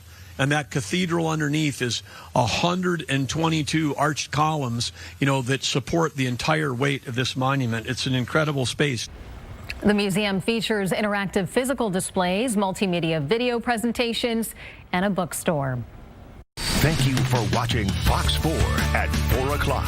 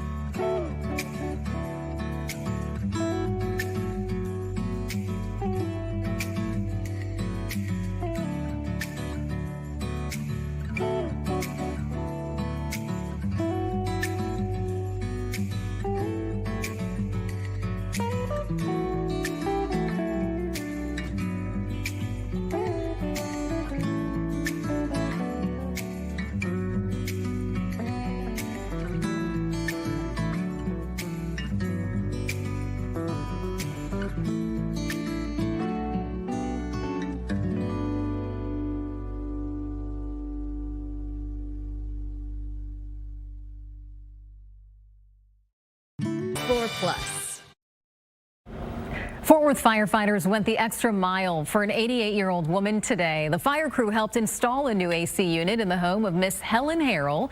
She had been living without air conditioning since last year. As a dialysis patient on limited income, she says that she just couldn't afford to buy an AC unit to keep her home cool. I'm 88 years old now. I said, I never had nothing like this happen to me in Fort Worth. Fort Worth community organizer Daryl Washington heard about her situation and reached out to the Fort Worth Fire Department. So nice to see. An income-based rental housing community has opened in Collin County, and residents have officially moved in. It comes after 6 years of fundraising and planning of Jericho Village, located in Wiley. And the community is an initiative by the organization Agape to expand affordable housing opportunities. The opening of the village is the first step. Changing people's lives is not about roofs. Changing people's lives is about providing what is needed for them to be able to become self-sustaining and take care of themselves. So we are celebrating the villagers today. So this village community includes 38 multi-family units, a community center, a community garden, outdoor living areas, and even a playground. And while several businesses are moving out of downtown, El Centro College is looking to expand. The college announced plans for a new walkable campus that would include building a new welcome center, modern classrooms, better common areas, a daycare, and an early college high school. Crews are prioritizing locations near transit hubs to make it easier for students to commute to school or internships. The expanded campus will connect the West End DART station to the Kay Bailey Hutchison Convention Center. Thanks so much for joining us on Fox 4. Steve and Heather coming up with Fox 4 News at 5.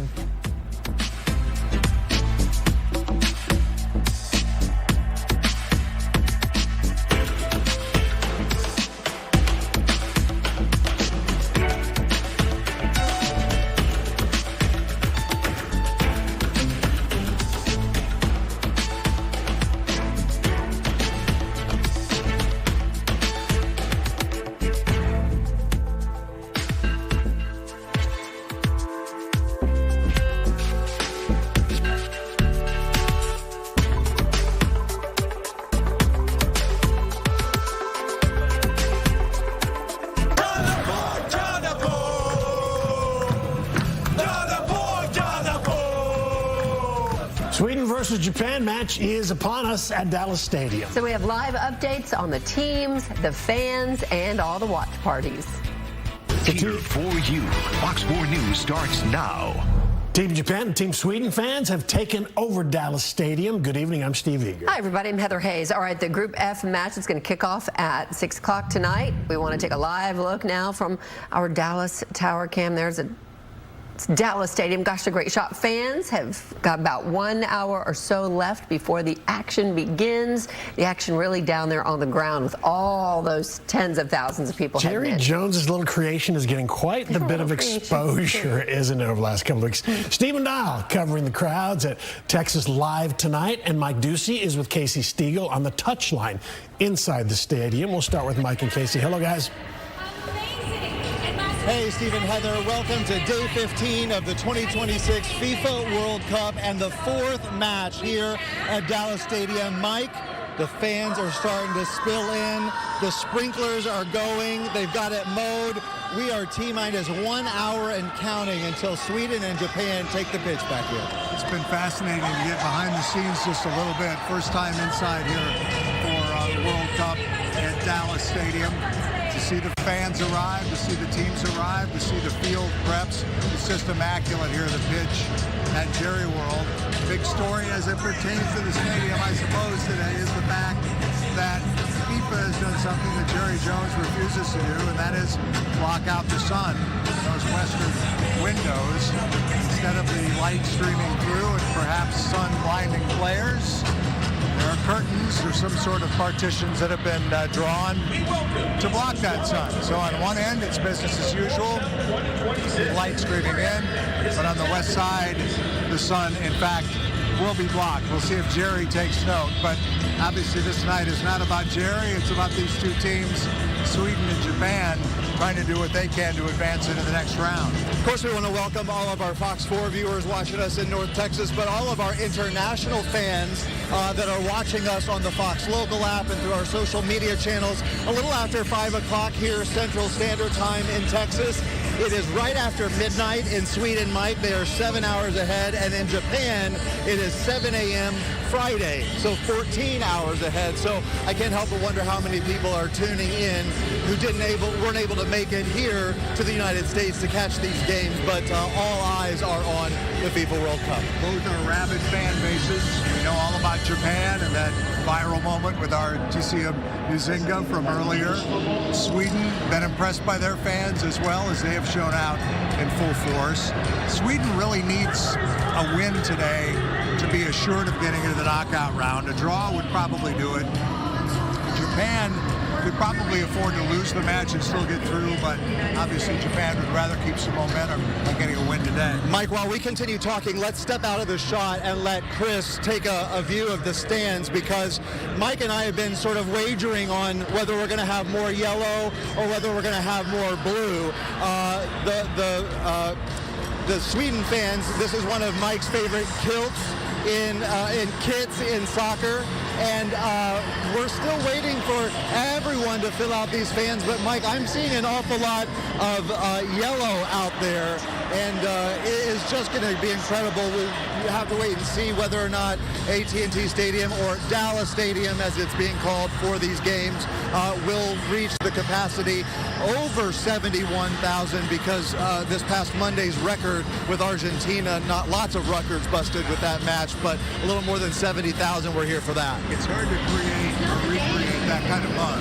Right. No doubt about it. You almost feel like you're standing on sacred ground because of what Messi was able to do earlier this week. But there have been some great moments already here during this World Cup. Japan was here before, played to that 2-2 draw with the Netherlands in the first ever World Cup match in this stadium. We use the term energy a lot in this tournament. It was incredible. That day, England came in here and put on a show. We know about Messi.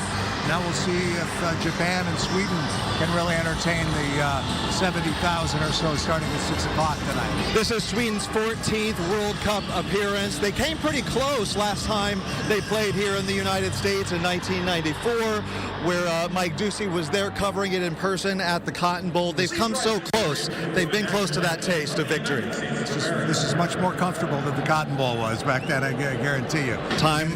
Sweden. Oh, I forgot my fan. No, where is my fan? Okay, now, do I have it? Before we close it out, Stephen, Heather, you know Mike and I run hot, and we're always talking about the studio temperature, so I brought Mike one of these little gifts, a little portable fan, and, you know, it's not nearly as bad outside, but this really helps out here, doesn't it? It's fantastic. Easy on the toupee, Mike.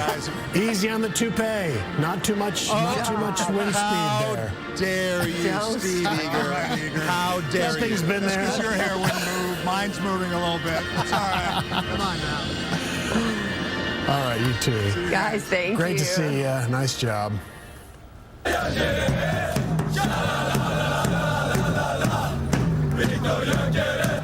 A passionate swarm of Team Sweden fans marched around Arlington's entertainment district this afternoon. Yeah, they had on yellow and blue, chanting and carrying banners and flags as they made their way to Dallas Stadium.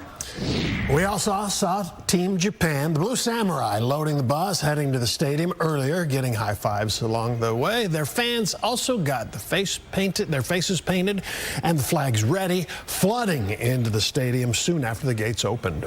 All right, so let's go now to Stephen Dial at Texas Live, where the crowds have really showed up early. I know one fan in particular was there super early before she went to the game, Stephen. For sure. We're here at Texas Live. I picked another.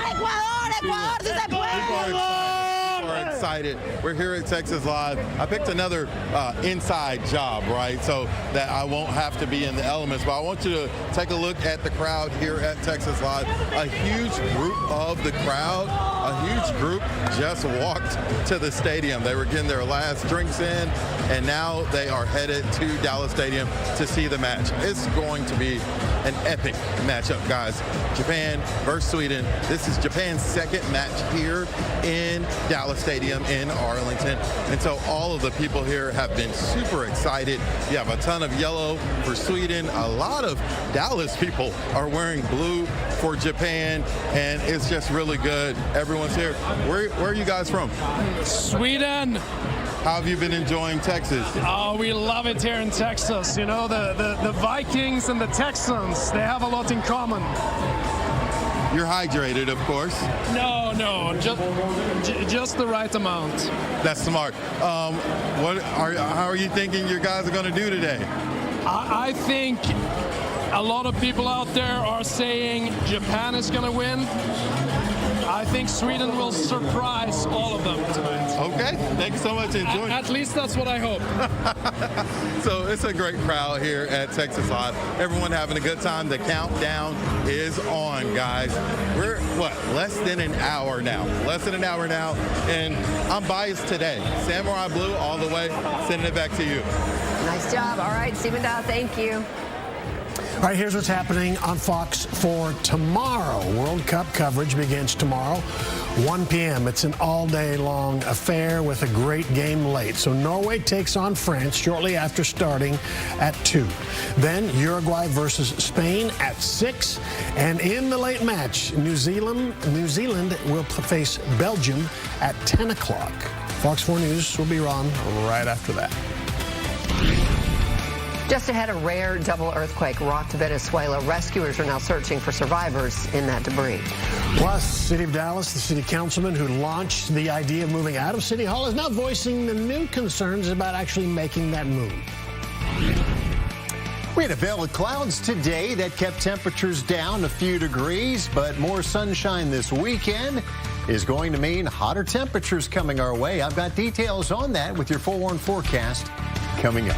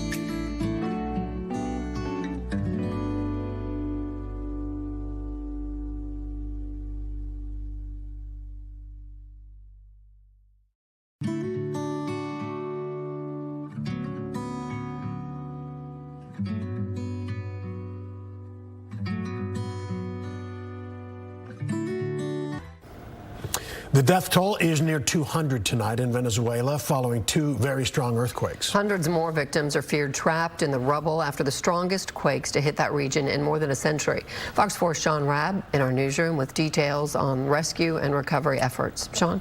Yeah, the back-to-back earthquakes known as a doublet because of similar size and proximity in time. These measured 7.2, then 7.5, only 39 seconds apart.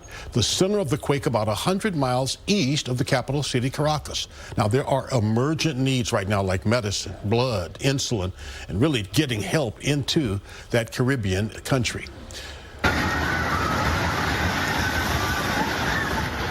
In less than a minute, 2 7-point-plus earthquakes ripped the earth apart in Venezuela Wednesday, bringing down buildings, and with many at home on what was a national holiday in that country yesterday, taking lives, hurting many, trapping hundreds, if not thousands, others. President Trump on social media declaring the U.S. is ready to help, writing, "I have instructed all agencies of our government to get ready to move quickly." Dallas pediatric infectious disease Dr. Carla Garcia Carreno is a native of Venezuela and calls the next 24 to 48 hours critical. The problem right now in Venezuela is that it has been for many years is the social situation where it's at this point, you know, the hospital care, the health care is not the most optimal, specifically in the public arena. The priority is the rescue strategies, trying to get and evacuate people that are rescue people that are under the rubble.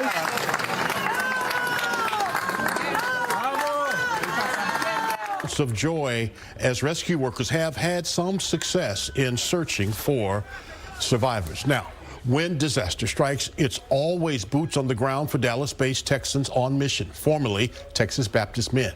But as much as their resources could add tremendous value to efforts to save in Venezuela right now, they tell me they cannot deploy to that Caribbean country right now. Situation between the United States and Venezuela is not great, so we cannot send our American-based and our Texas-based volunteers there. But thankfully, we have a global connection.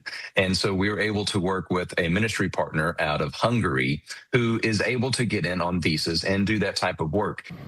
And Rand Jenkins says the Dallas-based nonprofit will funnel resources as requested through this group in Hungary that'll be in Venezuela in the days ahead. Now, the U.S. responding with search and rescue, search and recovery teams, the Department of Defense resources, and technology assistance to Venezuela, leading what is a helping hand from many countries around the world. Expect to learn more about efforts to help right here in Texas. Our state has the second largest Venezuelan population in the U.S., according to the Pew Research Center. Says we're only second to Florida. All right. Thank you for the updates. Sean Rabb in the newsroom. All right. The United States Supreme Court released 2 major rulings this morning on immigration. One ruling allows the Trump administration to turn away asylum seekers at the U.S.-Mexico border. The policy prevents migrants from touching U.S. soil, where they would automatically have a process for filing an asylum claim.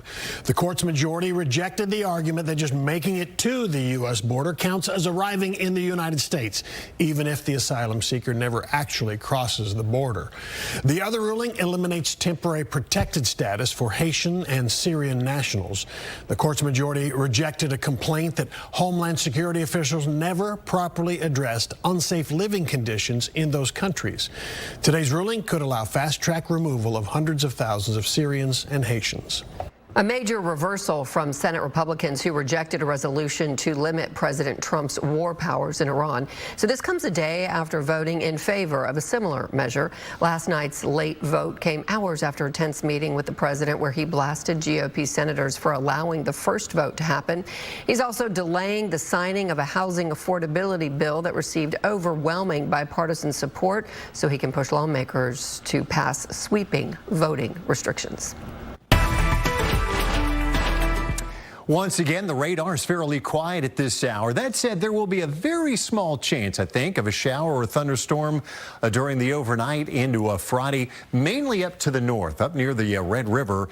Overall, though, it's a drier, hotter pattern that is beginning to set up here. We'll see persistent, very strong gusty south winds right through the weekend into early next week as we heat up slowly. Could be looking at our first triple digits as we head into next week. This is what it'll feel like. Combination of high temperature and humidity together will produce a feels-like temperature of 102 tomorrow, 102 as we head on to Saturday, and right around 103 on Sunday.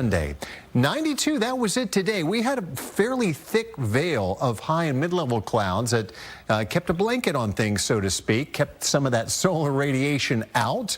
We'll take that. 109, your record high, set back in the sizzling summer of 1980. There's our Fox 4 views. We're starting to see more sunshine now through the late afternoon hours. Cedar Creek Lake, 88. Lake Tawakoni, 90. 92 at Lake Ray Roberts. Elsewhere, we've got 95 at Meridian. It's 90 at Gainesville, 92 Sulphur Springs, and in the upper 80s, Terrell, Canton, and Athens. In many cases, these temperatures are about 2 to 3 degrees below average for this time of the year. There's a few very light showers making their way down through Richland Chambers area, the reservoir there, Corsicana, down towards Richland, going right down I-45. The rest of us, though, are dry at this hour. 97, one of the hot spots at Del Rio, even hotter. Look at Amarillo and Lubbock right now, both at 99 degrees, and there are some big storms across northern portions of the Panhandle into the Oklahoma Panhandle. One there west of Woodward may be producing a tornado. In fact, Josh and I were watching that one of the storm chaser feeds, and it certainly was producing a tornado a little while ago. Speaking of that, these are tornado reports all across the country so far. And as I step back, you'll notice one state in particular. Look at Illinois. Over 200 reported tornadoes so far. They shattered their old record. Now, many of these numbers are a little bit inflated. They're preliminary numbers, and they'll likely come down as the data is further examined. 105 now in Vegas and in Phoenix. And we're going to turn hotter as this ridge of high pressure builds to the east and northeast this weekend. It will expand even more as we head through next week. That means hot, dry weather here with perhaps a few showers and thunderstorms, mainly down along the Gulf Coast. Overnight tonight, will be breezy and warm with a low temperature dropping to 77 degrees. And then slowly but surely, those temperatures inch up each and every day. 99 Monday, 100 Tuesday, and maybe a slight chance of a shower or thunderstorm by Thursday of next week. All right, Dan, thank you. The Dallas City Councilman who started the fact-finding process to move out of City Hall is now raising concerns about the future of the site if the city were to leave. Fox 4's Lori Brown spoke with Councilman Chad West today about all of this and has the story. Well, the votes appeared to be locked in favor of abandoning Dallas's iconic City Hall building. Dallas City Councilman Chad West is now revealing that he's less than impressed with the city's vision for this site if the city were to leave. So I have been consistent with my position from day one that we need to, as a city, go through the fiscal information gathering process. Dallas City Councilman Chad West, chair of the city's finance committee, is the one who first called for what has become one of the most heated discussions ever at City Hall. At issue, should the city invest in renovations or find an office tower to lease or buy? Part of that is financial. Part of it is recognizing the historical significance of City Hall itself. And then part of it is not moving out without a viable plan for the future. West says financially, he still believes moving out is the most cost-effective option, but he says the decision is not just a financial one. You wouldn't move out of your house into a new house without figuring out what you're going to do with your old house. And this is so much more important than even a decision like that because it involves, really the future of downtown. West says city staff so far has failed to present a vision for the future of this site. I need to understand why that piece is so necessary for for redevelopment. While there were initially rumors that the Dallas Mavericks wanted the site for their new arena, in March, CEO Rick Welts revealed that it was the city manager who approached him about the site long before any council discussions.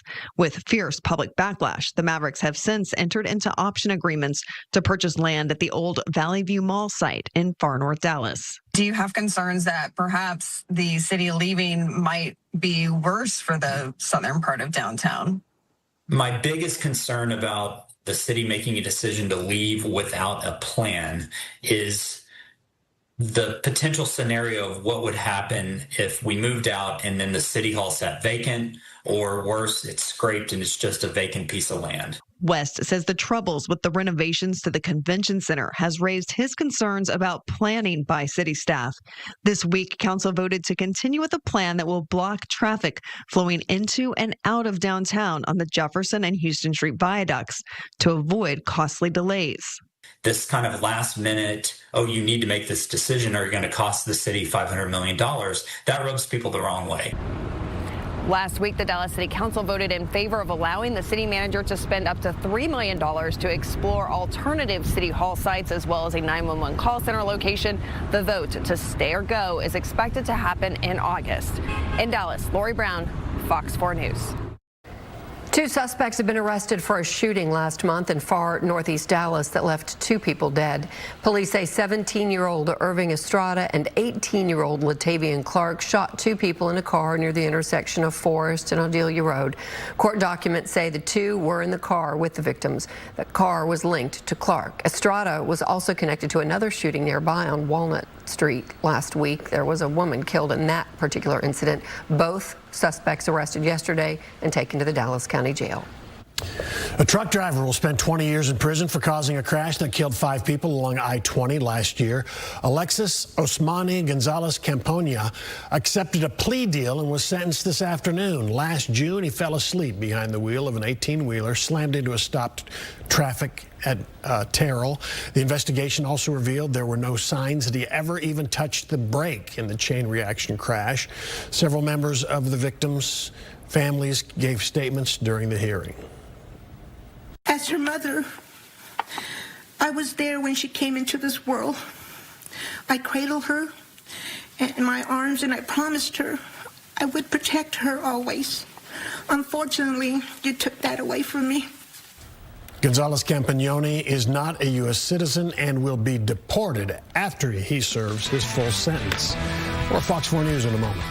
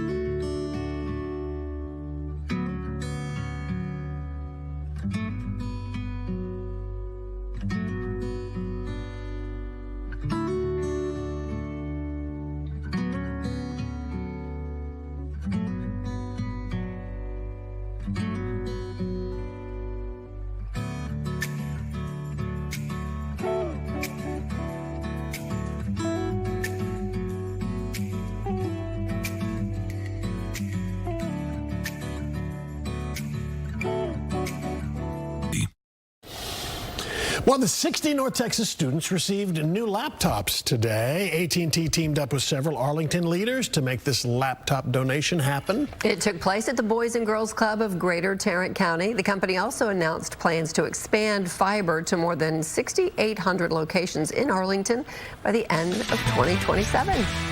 More news in a moment.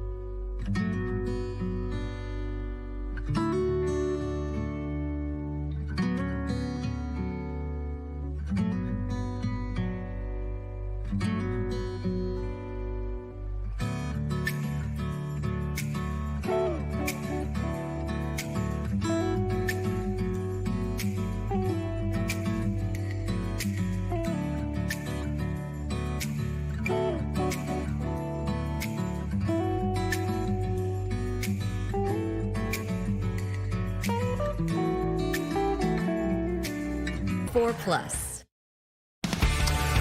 All right, thank you everybody for watching Fox 4 News at 5 tonight. Heather and I will see you back at 6. Clarice is in next with more local news. You're watching Fox 4 News. It just hit me hard, and I just knew I just had to go in there. You know, my life or not, you know, I just had to do what I had to do. You know. That Good Samaritan risked it all, pulling victims from a house fire in South Fort Worth. One little girl died. Several other people are injured. Good evening, I'm Clarice Tinsley. The Fort Worth Fire Department says 7 people were living in the home where that fire started overnight. The man passing by jumped in to help before first responders arrived. And Dion Anglin talked to that man. Dion. Hi there, Clarice. That Good Samaritan took action after fire swept through this home, not only destroying the structure, but claiming a child's life and injuring others. A fatal fire, heart-wrenching details. 2 adults, 5 school-aged children, of which a little boy was pronounced dead at the scene. Driving by, and I seen flames of fire. And whenever I see the fire, I heard some screaming. Leon Segura was driving home after spending time out with friends. It was 3 a.m. He saw a girl in the front yard of the burning home. She was on the phone, perhaps with 911. She was telling me that her siblings were still inside. So whenever she told me that, I was trying to get in through the front, and it was just so hot. I couldn't get in, and I kept on hearing screamings and crying. So that's whenever I ran to the back. Segura had to break the glass on a locked door.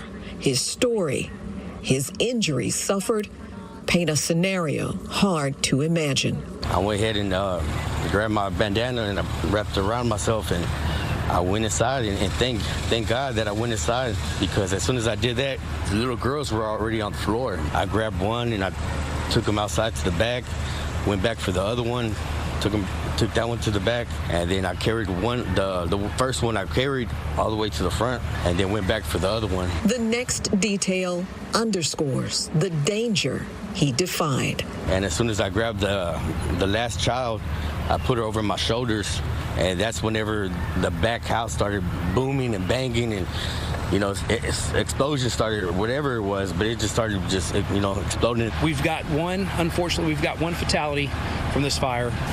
We've got 2 children that were taken by care flight to a burn unit. We had another child that was taken by ground ambulance to a local hospital here in Fort Worth. There was another child that was unharmed in this event, and there were 2 adults that live here at the home too. So what we know is there are 7 people that live in this home. Segura was treated for his injuries, at least those that are visible. The first thing I told myself was, Lord, help me. Lord, help me, I need you right now. Just hit me hard, and I just knew I just had to go in there, my life or not, I had to do what I had to do, and I'm glad I did it.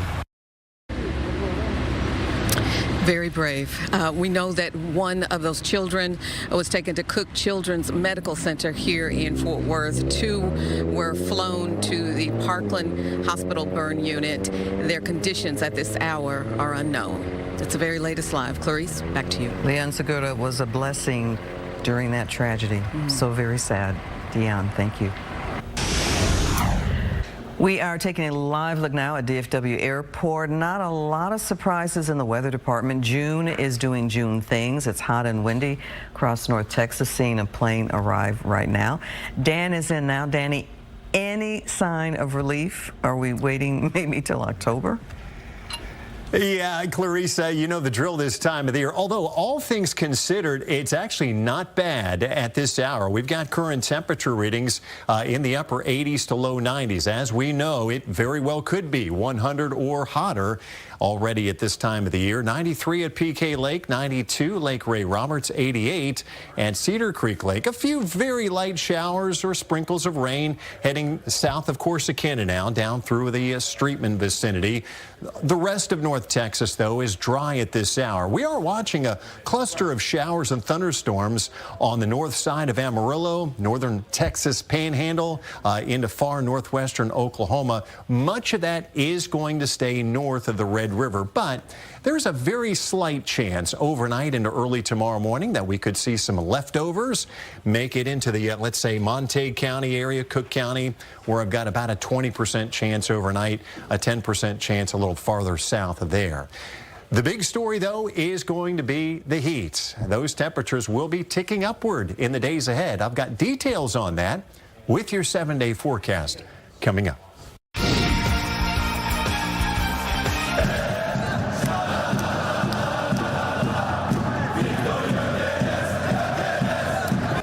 Swedish soccer fans made a grand arrival in Arlington earlier today with a fan march ahead of tonight's match against Japan. About 7,000 fans showed up for the event at Choctaw Stadium, and the winner of tonight's match will secure a spot in round 32.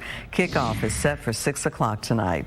A live look now at the view. This is the Arlington Entertainment District. Fans ready for the action to get started in about half an hour, and there's going to be lots of blue tonight in Arlington. Japan's Samurai Blue fans and Sweden's the Blue Yellow fandom.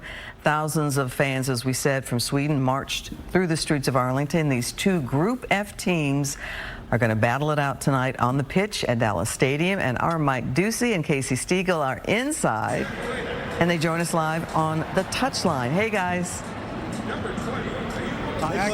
Yeah, this is where it's all going to happen in less than 30 minutes right now. It's getting intense. The teams have come onto the field to warm up. And I tell you, Casey, you can't really appreciate the athleticism of these guys until you see it up close, even during warm-ups. It's really impressive. Mike and I were laughing before we came on the air because I was sitting on the ground here and I was watching, and when they come by and they kick that ball, I mean, you feel it, you see how far it goes, and you realize how much strength they have.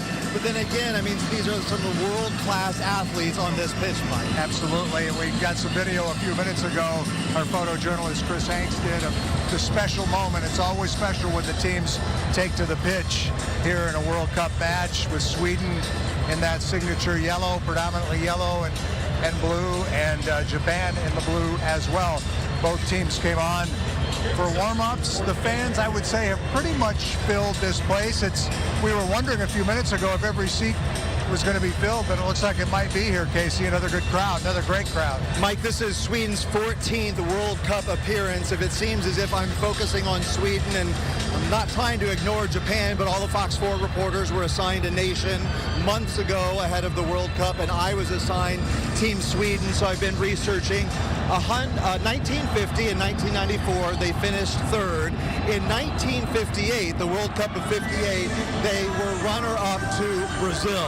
So they've come very close before, but as far as starting tonight's match, they are in third place with 3 points. Japan has 4, the Netherlands has 4. They have 1 win, 1 loss under their belt so far. As we said, Japan's in a slightly better situation with a win, no losses, and a draw. Sweden knows if it could somehow win this match tonight, they move on. Japan knows if they can even get a draw, they likely move on. And again, it's an expanded tournament this year. They'll go to the round of 32 after this round, the so-called knockout round, where they play off the ties, and you've got to win to go on. Again, it seems odd that they would water the field this close to a match, but these greenskeepers know what they're doing. Yes. They have it in immaculate shape. A little late watering here before the 6 o'clock start. This turf was grown in Colorado, and also the pitch that's being used in Houston, it was grown on a Colorado sod farm. They shipped it by refrigerated truck and installed it here, and Mike, it is looking really cool. We saw them with lawnmowers out here. Now the irrigation is going before the teams finally take the pitch here, and boy, oh boy, the excitement really building in this building. It is getting intense. Again, match time at 6, and when FIFA says 6 o'clock, that means That's 6 right. o'clock. Of course, we'll have a big night tonight with this one, and Team USA on Fox as well, and all the coverage on the news after soccer. Casey, it's been fun out here with you, my friend. It has been a blast. We get to go to our spectator seats now and watch the match. We get to watch, Clarice. We'll tell you all about it. All right, looking forward to it. You guys are going to have great seats and great fandom tonight at Dallas Stadium. Thanks. Los Angeles Stadium is the scene where the U.S. takes the pitch late tonight against an already eliminated Turkey. With their spot in the knockout round secured, a loss won't change anything for Team USA in the group standings, but a win would put them in the record books. Sam Gannon joins us in studio with that preview. Hey, Sam. Hey, Clarice. That's right. Let's call this the final tune-up before the knockout round, right? Team USA already clinched Group D, and it's all but official that they will play Bosnia and Herzegovina next Wednesday, July 1st at San Francisco Bay Area Stadium in Santa Clara, California. Tonight, the U.S. men's national team facing Turkey A at Los Angeles Stadium. Turkey A has already been eliminated from this tournament, but for the United States, it's about keeping that momentum going. There's a little bit of history on the line tonight for the United States, too. If they win, it will be the first time ever that they've ever won all 3 of their group stage matches. They defeated Paraguay 4-1 in their opening game, and then Australia, they defeated them 2-0. The biggest question heading into tonight's match is regarding star attacker Christian Pulisic. He returned to full training this week after initially suffering a left calf injury in practice before the Paraguay match. Pulisic, who's played just 45 minutes in this World Cup so far, says he is a full go, but don't expect him to play a full 90 later on tonight if, in fact, he does play. Pulisic talked with Fox Sports' Jenny Tapp yesterday to give an update. Yeah, I'm feeling great. I think the team's feeling great. I've been able to join the team in the last few days, and I'm feeling healthy and ready to go for this game. Would you say you've been 100% in training the last couple of days? Yeah, I would say so. I would say definitely yesterday I felt very close, and I would say 100%, yeah. I think we achieved what we wanted, is to be, first of all, qualified for the next stage and then be first, no? But now I think it's important to think in all the circumstances and to make the best decision for the team and the best decision and to try to compete in our best way, because what we are thinking is to win tomorrow. Of course, that match is tonight. Mauricio Pochettino, with the win tonight, will have the most victories of any USMNT coach ever. He's currently tied with Bruce Arena and Robert Millar with 2. Something else that's noteworthy, there are 4 players on yellow cards: Tyler Adams, Flo Balogun, Anthony Richardson, and Chris Richards. They won't be starting tonight.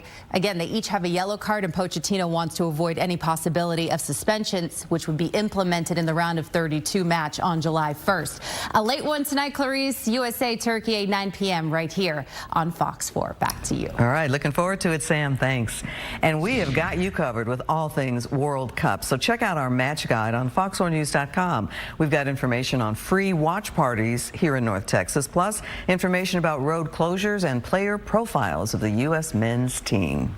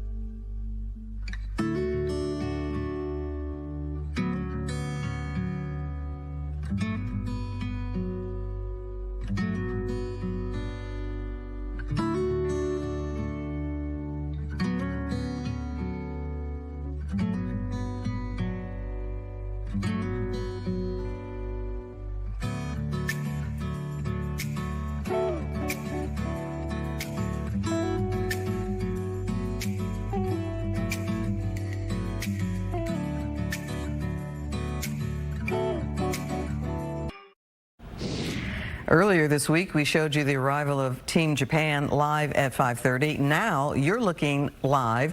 This is Dallas Love Field, where the plane carrying the Jordan national team just touched down ahead of Saturday's Group J match. Jordan will play against Argentina in Dallas Stadium. Family members who lost girls who lost their lives at Camp Mystic are looking to make a difference to honor their memory. Hadley Hanna was one of 25 campers who lost their life in the flooding. Doug and Carrie say their daughter is an inspiration who wanted others to succeed, and she was always willing to share a hug with anyone who wanted one. The Hannas say some days are difficult, but they're looking to honor their daughter through the Hugs from Hadley Foundation, which provides scholarships and benefits health and wellness initiatives. The Hannas draw their strength from Hadley and her sisters. Hunter was 6 when this happened. We don't want her to be like, my life fell apart at 6 because my parents fell apart and couldn't get it together. I wanted something good to come out of this horrible tragedy for them, and I want them to be able to see that you can make it. You can lean on each other. You can hear more stories from Camp Mystic and how families are looking to use the tragedy to make a difference in our special Rising Together. You can watch the special this Sunday on Fox 4 at 9:30 or anytime on the Fox local app. More Fox 4 News in a moment.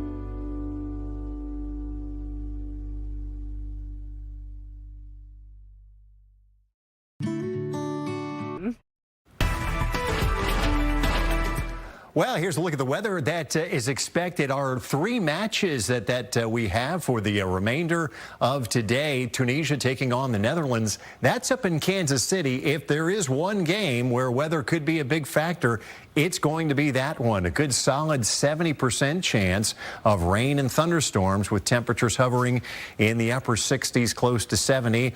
Obviously, no worries for the game here. Japan versus Sweden. Outside temperatures in the low 90s. Inside, it'll be nice and comfy, air conditioned. And then on the West Coast later tonight, Turkey taking on the U.S. A little warm out there in L.A. They've had some very warm temperatures as of late. Look for a game time temperature of 87 degrees. We've got just a few very light showers, sprinkles of rain heading down I-45 south of Corsicana down towards Streetman at this point in time. The rest of North Texas is sitting dry at this hour. Big time thunderstorms now in the northern panhandle up into far northwestern Oklahoma. A couple of these have tornado warnings attached to them. storm, producing some very strong winds and large hail at the same time. That is where the bullseye is, a level 3 enhanced risk of severe weather with a slight risk surrounding that. Notice, though, this is a pretty narrow, confined area. I don't expect any severe weather here, but we could see a leftover shower or rumble of thunder make its way down towards the Red River overnight tonight into early tomorrow morning. I think that will stay to the north and northwest of the Metroplex. Current temperature readings generally in the upper 80s to low 90s, a little warmer at this hour in Granbury where it's 95. We're going to heat up this weekend as that ridge of high pressure builds to the east and northeast, and then next week it expands even more. That will likely spell hot, dry weather here towards the end of the week. A little weakness in this ridge of high pressure may allow some showers and thunderstorms to get in here, but overall it's going to be feeling a lot like summer, as you'll see here in the 7-day forecast. 96 tomorrow, 97 Saturday, 98 Sunday. It's also going to be very windy for at least the next 4 days. Temperatures could reach 100 by next Tuesday, and then a very slight cool down on Thursday with a small chance of a shower or storm. Keeping us forewarned, Dan, thanks. Fort Worth firefighters went the extra mile for an 88-year-old woman today. The fire crew helped install a new air conditioning unit in the home of Miss Helen Harrell. She's been living without AC since last year. As a dialysis patient on a limited income, she said she just couldn't afford to buy an AC unit to help keep her home cool. More Fox 4 News in a moment.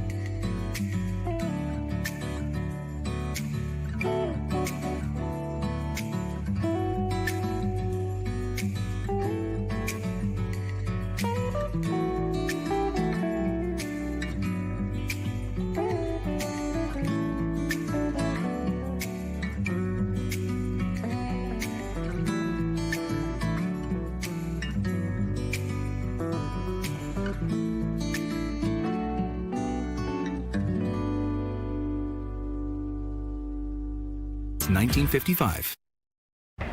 An income-based rental housing community has opened in Collin County, and residents have officially moved in. It comes after 6 years of fundraising and planning for Jericho Village in Wiley. The community is an initiative by the organization Agape to expand affordable housing opportunities. The opening of the village is the first step. Changing people's lives is not about roofs. Changing people's lives is about providing what is needed for them to be able to become self-sustaining and take care of themselves. So we are celebrating the villagers today. The first Jericho Village community includes 38 multifamily units, a community center, a community garden, outdoor living areas, and a playground. More Fox 4 News in a moment.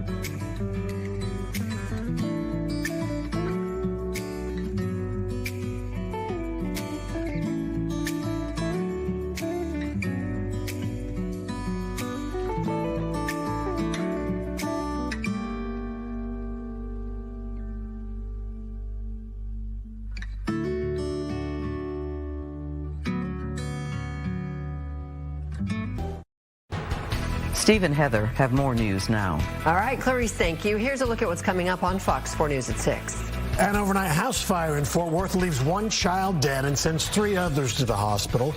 2 of those children were rescued by a Good Samaritan. Plus, rescue crews in Venezuela are digging through rubble for survivors after 2 earthquakes struck just 39 seconds apart. Plus, no triple digits yet in our forecast, but we'll get close over the next couple of days. Fox 4 News at 6 starts right now. Here for you, the news leader, Fox 4. Hello, everybody. I'm Heather Hayes. And I'm Steve Eager. Fort Worth firefighters are investigating after a home caught fire overnight and a child died. Now, in total, 5 children and their parents were inside when the fire started. As Steve said, 1 child died. 3 others tonight are in critical condition. Fox 4's Dion Anglin live with more. Dion. Hi there. A very brave passerby after that fire swept through this single-frame home, not only destroying the structure, but claiming the life of a child and injuring others. A fatal fire, heart-wrenching details. 2 adults, 5 school-aged children, of which a little boy was pronounced dead at the scene. Driving by, and I seen flames of fire, and whenever I see the fire, I heard some screaming. Leon Segura was driving home after spending time out with friends. It was 3 a.m. He saw a girl in the front yard of the burning home. She was on the phone, perhaps with 911. She was telling me that her siblings were still inside, So whenever she told me that, I was trying to get in through the front, and it was just so hot. I couldn't get in, and I kept on hearing screamings and crying. So that's whenever I ran to the back. Segura had to break the glass on a locked door.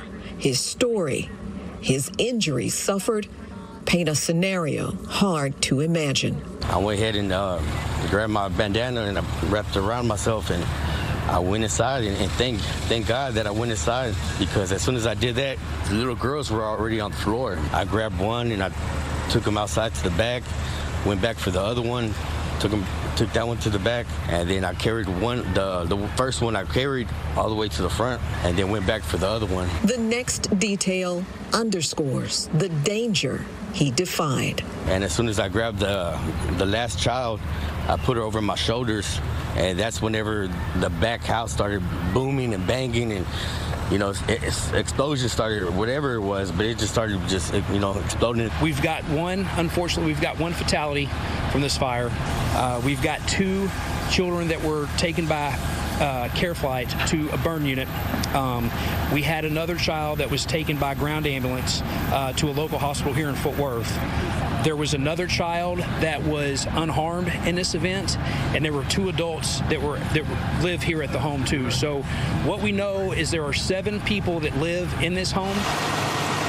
Segura was treated for his injuries, at least those that are visible. The first thing I told myself was, Lord, help me.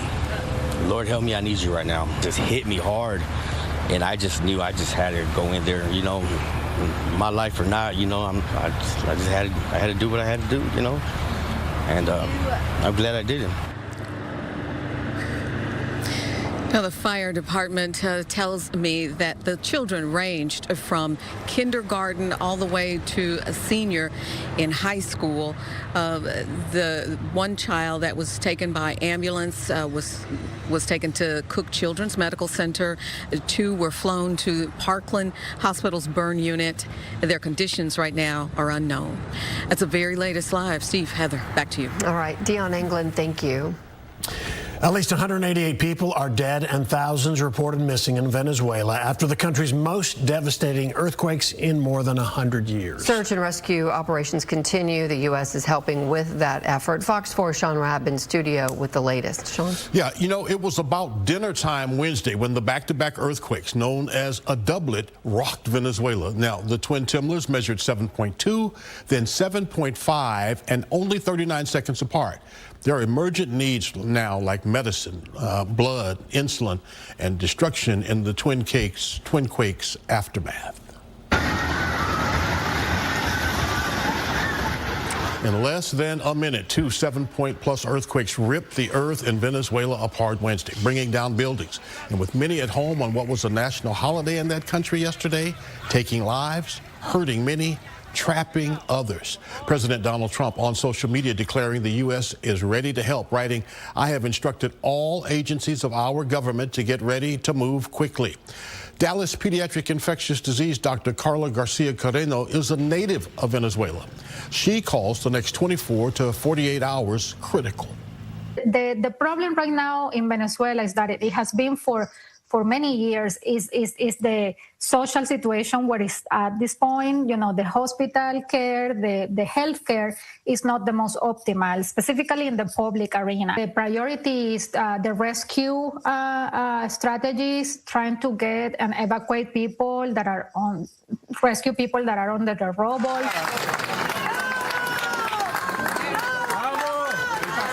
At times, cheers and shouts of joy go up as rescue workers have had success in searching and finding survivors in the rubble.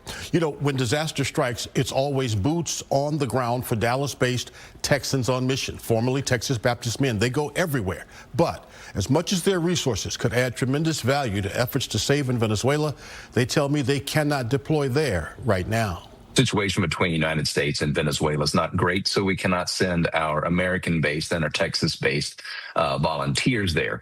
But thankfully, we have a global connection, and so we were able to work with a ministry partner out of Hungary who is able to get in on visas and do that type of work. And Rand Jenkins says the Dallas-based nonprofit will funnel resources as requested through this group in Hungary that'll be in Venezuela in the days ahead. The U.S. responding with search and recovery teams, the Department of Defense resources, and technology assistance to Venezuela, leading what is a helping hand from many countries around the world. A lot of work, though, Sean. A lot of work still to be done. Saving, rescuing, too. All right, Sean Rabb in studio. Thanks. Taking a live look outside. That looks windy, right? I think. Something's going on. The heat, we can tell you, is certainly happening. It's tolerable, but it's going to go up. Temperatures are going to start to climb over the next few days. Chief Meteorologist Dan Henry. Dan. Yeah, we got some winds blowing right now, especially at that elevation where the elevated camera sits.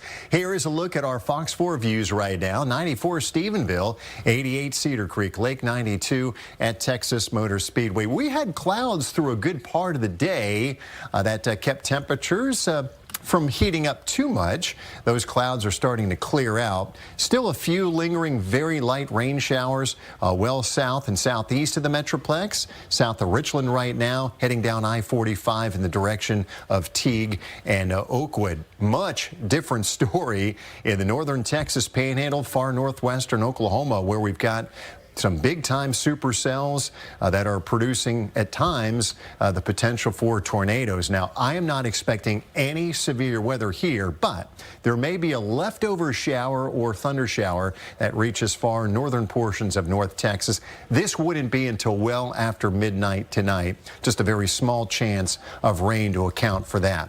The bigger story is going to be the heat. We're going to be dialing up those temperatures in the days ahead. I've got details on that with your 7-day forecast coming up.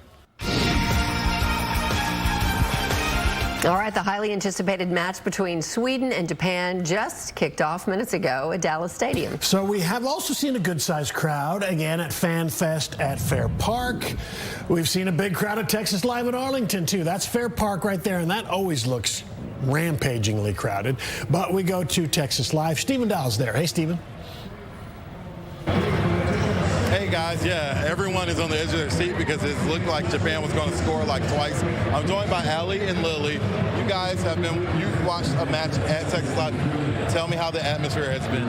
The atmosphere is awesome. Every time anything happens, it's so loud in here. There's so many fans from like everywhere. It's really cool.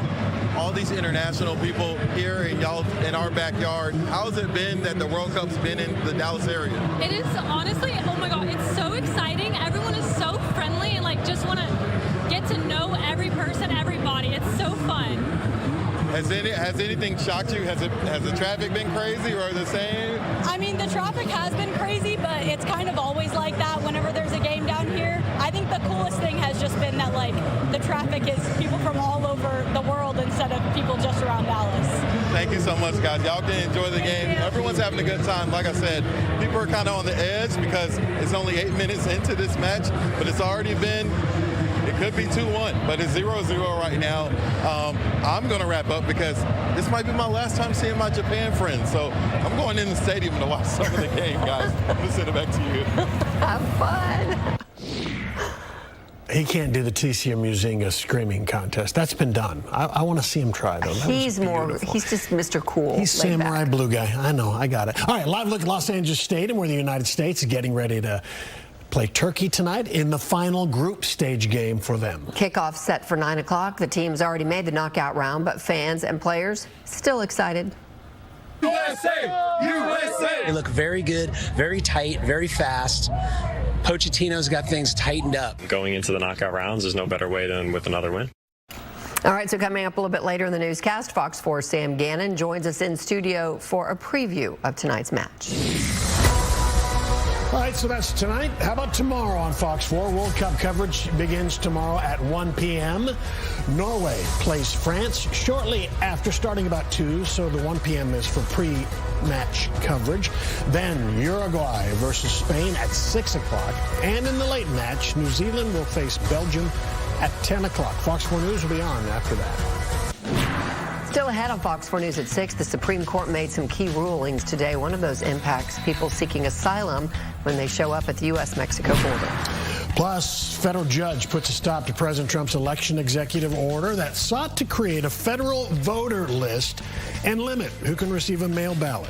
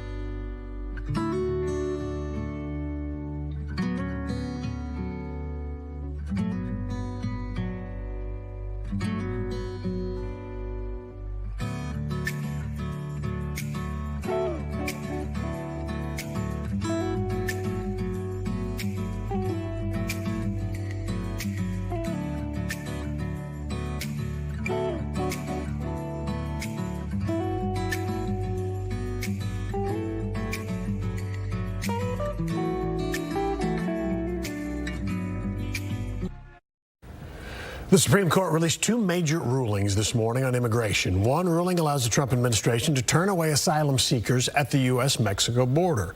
The policy prevents migrants from touching U.S. soil where they would automatically have a process for filing an asylum claim.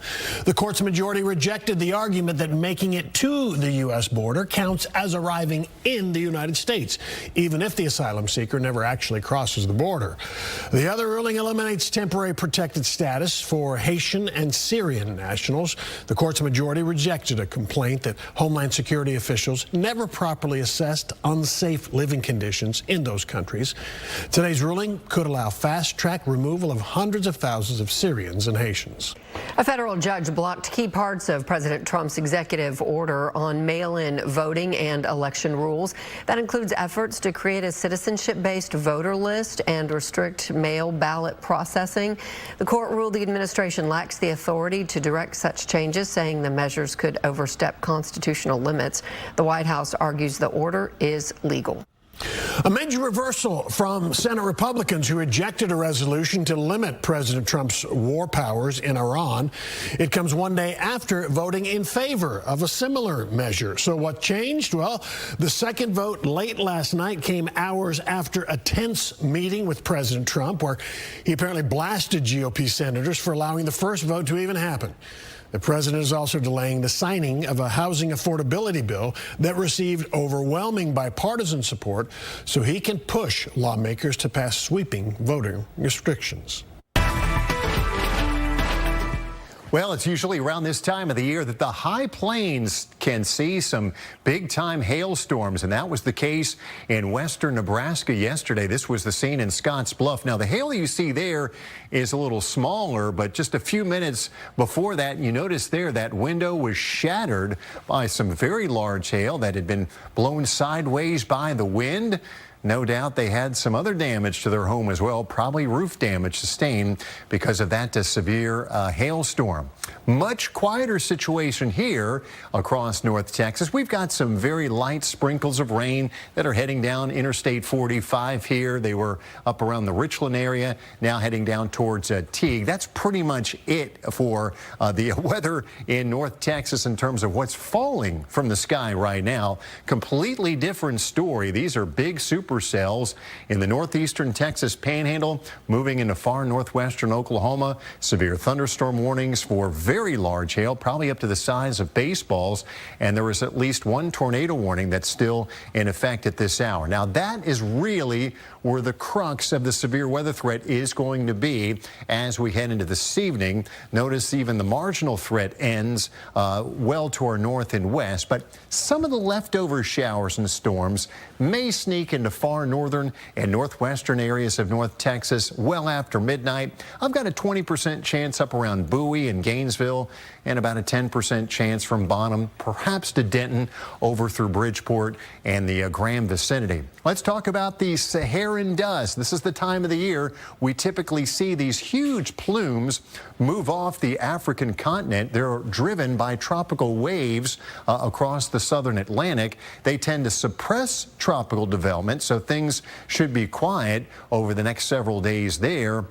We're going to see one small plume arrive here this weekend, and then a more substantial dust plume could likely invade North Texas as we head into next week. That tends to degrade air quality, but can produce some very vivid, colorful sunrises and sunsets. 92 the high today, 77 the low, 93 and 74 the averages for this time of the year. Looking out there at Dallas Stadium, 92 degrees DFW, Love Field, and at Alliance Airport. Elsewhere, it's 94 at Stephenville, 92 Paris, 89 in Canton, and 91 in Waxahachie. We're going to be dialing up the heat, though, the next few days, so will the heat index temperatures be going up as well? It'll feel like 102 tomorrow, 102 Saturday, and 103 by Sunday. Finally, a little bit later than we typically see, the summer-like pattern is going to be taking shape this weekend as that ridge of high pressure builds to our east and northeast. We'll crank up the heat beginning Saturday and Sunday, and then that ridge will really expand west to east next week. We very well could see our first 100-degree temperatures. We'll be close. A little weakness in this ridge of high pressure may allow a few showers and storms to come our way towards the end of the week. Here's your 7-day. 96 tomorrow, a 10% chance of a shower storm up to our north. 97 Saturday, 98 on Sunday. Notice windy all 4 days through Monday. We'll get up to about 100, I think, on Tuesday, and slightly cooler by Thursday, partly sunny with a slight chance of a shower or storm. Dan, thank you. Coming up, a key inflation gauge jumped more than expected. We'll take a look at what was behind that increase.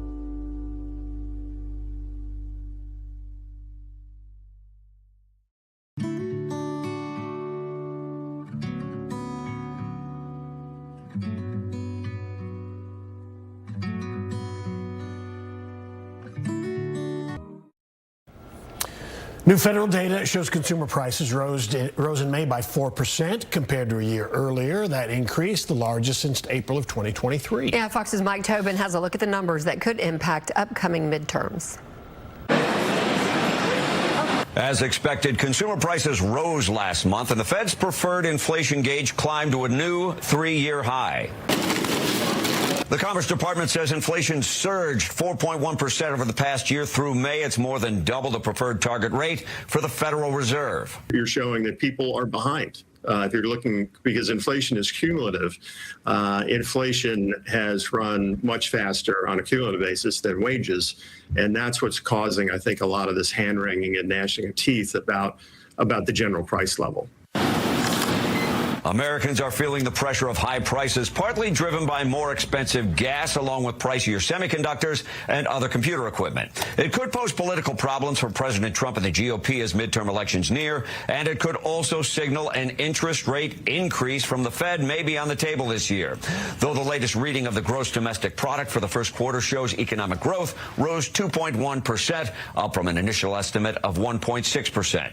Financial analysts say it's a good sign for the economy. Everyone was really afraid that inflation was going to be much hotter because of the war in Iran, worried about consumer spending going to be lower. We're seeing that income and wages are rising, the consumer's being resilient, and inflation's not really a worry. The White House says Americans can count on seeing inflation fall, though, as wages are on the rise. Mike Tobin, Fox News.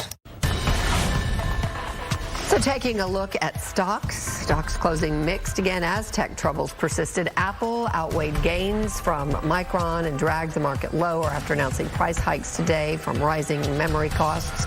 The Dow just stayed above the flat line as oil prices remain low.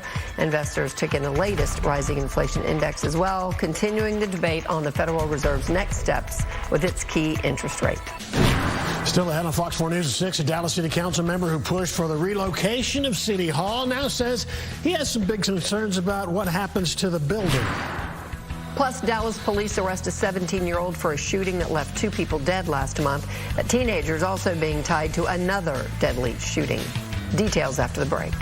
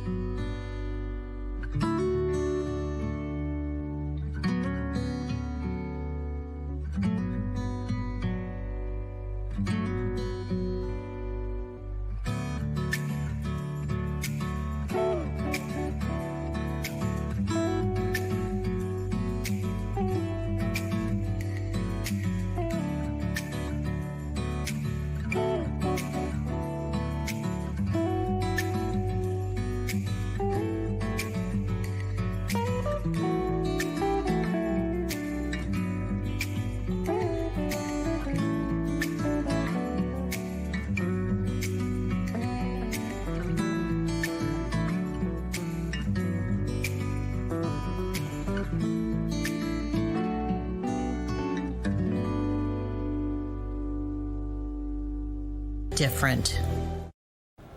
The Dallas City Councilman who started the fact-finding process to move out of City Hall is now raising some concerns about the future of the site if the city were to leave. Fox 4's Lori Brown spoke with Councilman Chad West today and has a story.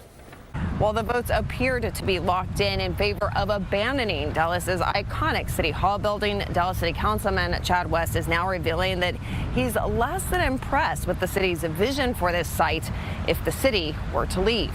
So I have been consistent with my position from day one that we need to, as a city, go through the fiscal information gathering process. Dallas City Councilman Chad West, chair of the city's finance committee, is the one who first called for what has become one of the most heated discussions ever at City Hall. At issue, should the city invest in renovations or find an office tower to lease or buy? Part of that is financial. Part of it is recognizing the historical significance of City Hall itself. And then part of it is not moving out without a viable plan for the future. West says financially, he still believes moving out is the most cost-effective option, but he says the decision is not just a financial one. You wouldn't move out of your house into a new house without figuring out what you're going to do with your old house. And this is so much more important than even a decision like that because it involves, really the future of downtown. West says city staff so far has failed to present a vision for the future of this site. I need to understand why that piece is so necessary for redevelopment. While there were initially rumors that the Dallas Mavericks wanted the site for their new arena, in March, CEO Rick Welts revealed that it was the city manager who approached him about the site long before any council discussions. With fierce public backlash, the Mavericks have since entered into option agreements to purchase land at the old Valley View Mall site in far north Dallas. Do you have concerns that perhaps the city leaving might be worse for the southern part of downtown? My biggest concern about the city making a decision to leave without a plan is the potential scenario of what would happen if we moved out and then the city hall sat vacant, or worse, it's scraped and it's just a vacant piece of land. West says the troubles with the renovations to the convention center has raised his concerns about planning by city staff. This week, council voted to continue with a plan that will block traffic flowing into and out of downtown on the Jefferson and Houston Street viaducts to avoid costly delays. This kind of last minute, you need to make this decision or you're going to cost the city $500 million, that rubs people the wrong way. Last week, the Dallas City Council voted in favor of allowing the city manager to spend up to $3 million to explore alternative City Hall sites as well as a 911 call center location. The vote to stay or go is expected to happen in August. In Dallas, Lori Brown, Fox 4 News. Well, there are now 20 cases of a flesh-eating parasite infecting livestock here in the U.S., 19 cases in Texas, 1 in New Mexico. The latest detection came 2 days ago in a bovine in Medina County near San Antonio. This comes after the governor activated emergency operations centers for quarantine efforts. The parasite has surfaced in multiple counties across West and South Texas since the initial outbreak earlier this month. It had previously been eradicated in the U.S. since the 1960s. Community members in southeast Houston are concerned about toxic air exposure after a massive tire fire. The fire in a metal recycling facility reignited long-standing frustrations among local residents and environmental advocates regarding air quality. According to local organization Air Alliance Houston, areas closer to the fire likely experienced pollution levels significantly higher than anything officially recorded. One woman expressed concerns over the community's next steps. There's some footage of people standing on their roofs looking at the fire. It's right by their house, you know? So people, it's very disheartening to imagine how people are going to be affected by this long term, or people who can't afford to go stay at a hotel for the night because it's a lot of elderly people, low-income people, immigrant families. Local organizations urge residents to carefully monitor themselves and their children for any symptoms. 2 suspects have been arrested for a shooting last month in far northeast Dallas that left 2 people dead.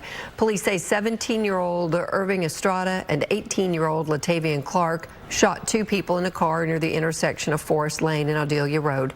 Court documents say the 2 were in the car with the victims. That car was linked to Clark. Estrada was connected to another shooting nearby last week where a woman was killed. Both arrested yesterday, taken to the Dallas County Jail. Truck driver will spend 20 years in prison for causing a crash that killed 5 people along I-20 last year. Alexis Osmani Gonzalez Campano accepted a plea deal and was sentenced this afternoon. Last June, he fell asleep behind the wheel of an 18-wheeler and slammed into stopped traffic near Terrell. The investigation also revealed there were no signs that he touched the brakes at all, so fully asleep when he slammed into all those vehicles. Several family members of the victims gave statements during the hearing. I was there when she came into this world. I cradled her in my arms and I promised her I would protect her always. Unfortunately, you took that away from me. Gonzalez Campano is not a U.S. citizen and will be deported after serving his sentence. 15 people were hurt after a DART bus crashed earlier this morning in Dallas. It happened just before 6 a.m. when that bus ended up in a hole in the street on Harry Hines near Exchange Parkway. Officials say a metal plate on the road shifted and then that exposed the hole. 15 people taken to the hospital, 6 others, including the driver, treated on the scene. Here's a live look outside. That is Dallas Stadium. I like to just, I think a good name for that would be maybe if you got a sponsorship. Oh. AT&T. What's AT&T doing? That would be a great home for them. Good branding, Steve. Not quite as hot out there today, but we started getting closer to triple digits, and we will over the next few days. Chief Meteorologist Dan Henry. Hello, Dan. Hey there, Steve. Yeah, clouds gave us a helping hand today, kind of filtering out some of that sunshine. So as a result, we are at 92 right now at DFW, Love Field, and at Alliance Airport. We have seen increasing sunshine through the mid and late afternoon. 94 Meridian, 90 at Bonham. It's 89 in Canton and 93 at this hour in Mineral Wells. The only thing I have to show you across North Texas on radar, just a few sprinkles of rain well south and east of the Metroplex down towards Teague and Oakwood. They are continuing to slide to the southeast. Big storms continue to rumble across the northeastern Texas panhandle up towards Woodward in northwestern Oklahoma. Just about all of this should stay north of the Red River tonight. I don't see any severe weather threat here, but can't rule out a few leftovers. This would be well after midnight into early tomorrow morning up towards the Red River. Just a very small chance for a leftover shower or perhaps a thunderstorm. Coming up, the big story, though, is going to be the heat. We'll continue to dial up those temperatures in the days ahead. I've got details on that with your 7-day forecast coming up. Dan, thank you. Taking a live look now, Los Angeles Stadium, less than 3 hours. SoFi, for the folks who know it. Oh, yes. There you go. Okay. I'm flexing, yes, sorry. Nice job, Steve. Less than 3 hours from the match between the U.S. and Sam, Turkey. Oh, Turkey. Turkey. It's not just Turkey. How about Turkey? We've lived with Turkey for like 100 years. Sticking with it. Fox Sports' Sam Gannon, clearly in studio, but she's got a preview coming up next.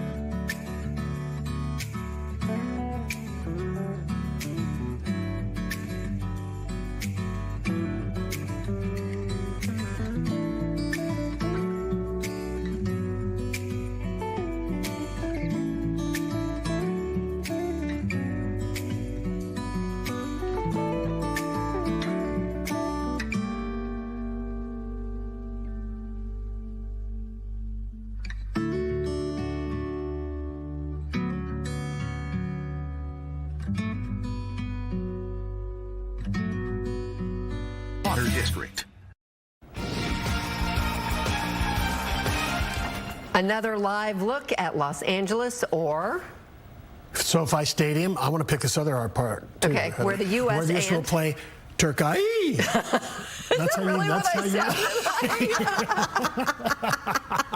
I couldn't remember, but I think that sounds fun, right? It does sound real fun. I want to live in that country. Go to that game. Have a lot of roller coasters and stuff. Turkey. I'm having a hard enough time pronouncing Turkey, names. right? I will sit there and Google every player's name because I just don't want to get it wrong. But it's Turkey. Turkey. You're making me second guess it. When he says something incorrectly and then it sticks with you. Yeah. So anyway, that game is going to be at 9 o'clock tonight. Sam Gannon's in studio. Sam?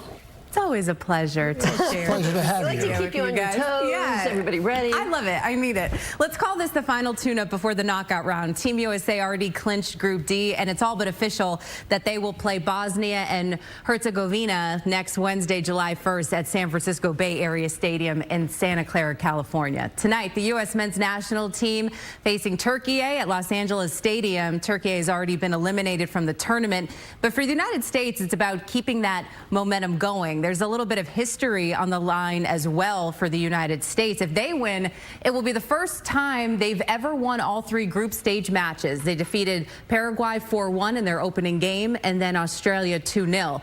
The biggest question heading into tonight's match is regarding star attacker Christian Pulisic. He did return to full training this week after initially suffering a left calf injury in practice before the Paraguay match. Pulisic, who's played just 45 minutes in this World Cup so far, says he is a full go, but don't expect him to play a full 90 tomorrow, later on tonight, if in fact he does play. Pulisic talked with Fox Sports' Jenny Taft yesterday to give an update. Yeah, I'm feeling great. I think the team's feeling great. I've been able to join the team in the last few days, and I'm feeling healthy and ready to go for this game. Would you say you've been 100% in training the last couple of days? Yeah, I would say so. I would say definitely yesterday I felt very close, and I would say 100%, yeah.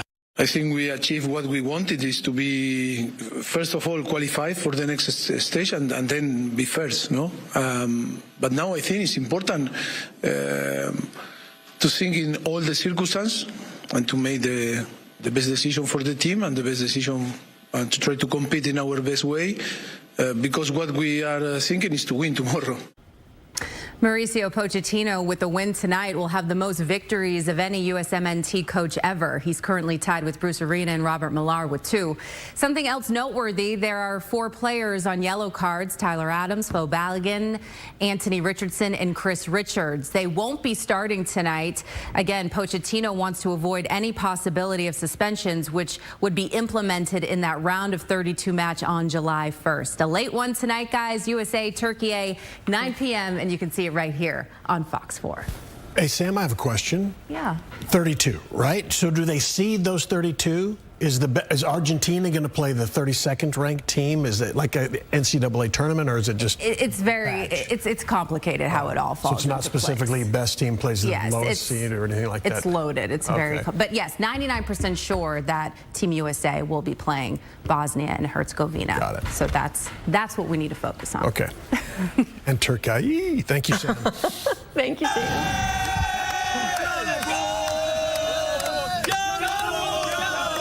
Swedish soccer fans made a grand arrival in Arlington earlier today with a fan march ahead of tonight's match against Japan that is underway. About 7,000 fans showing up for the event at Choctaw Stadium. Some fans say, despite the match against the Samurai Blue, they are happy the World Cup is bringing people together.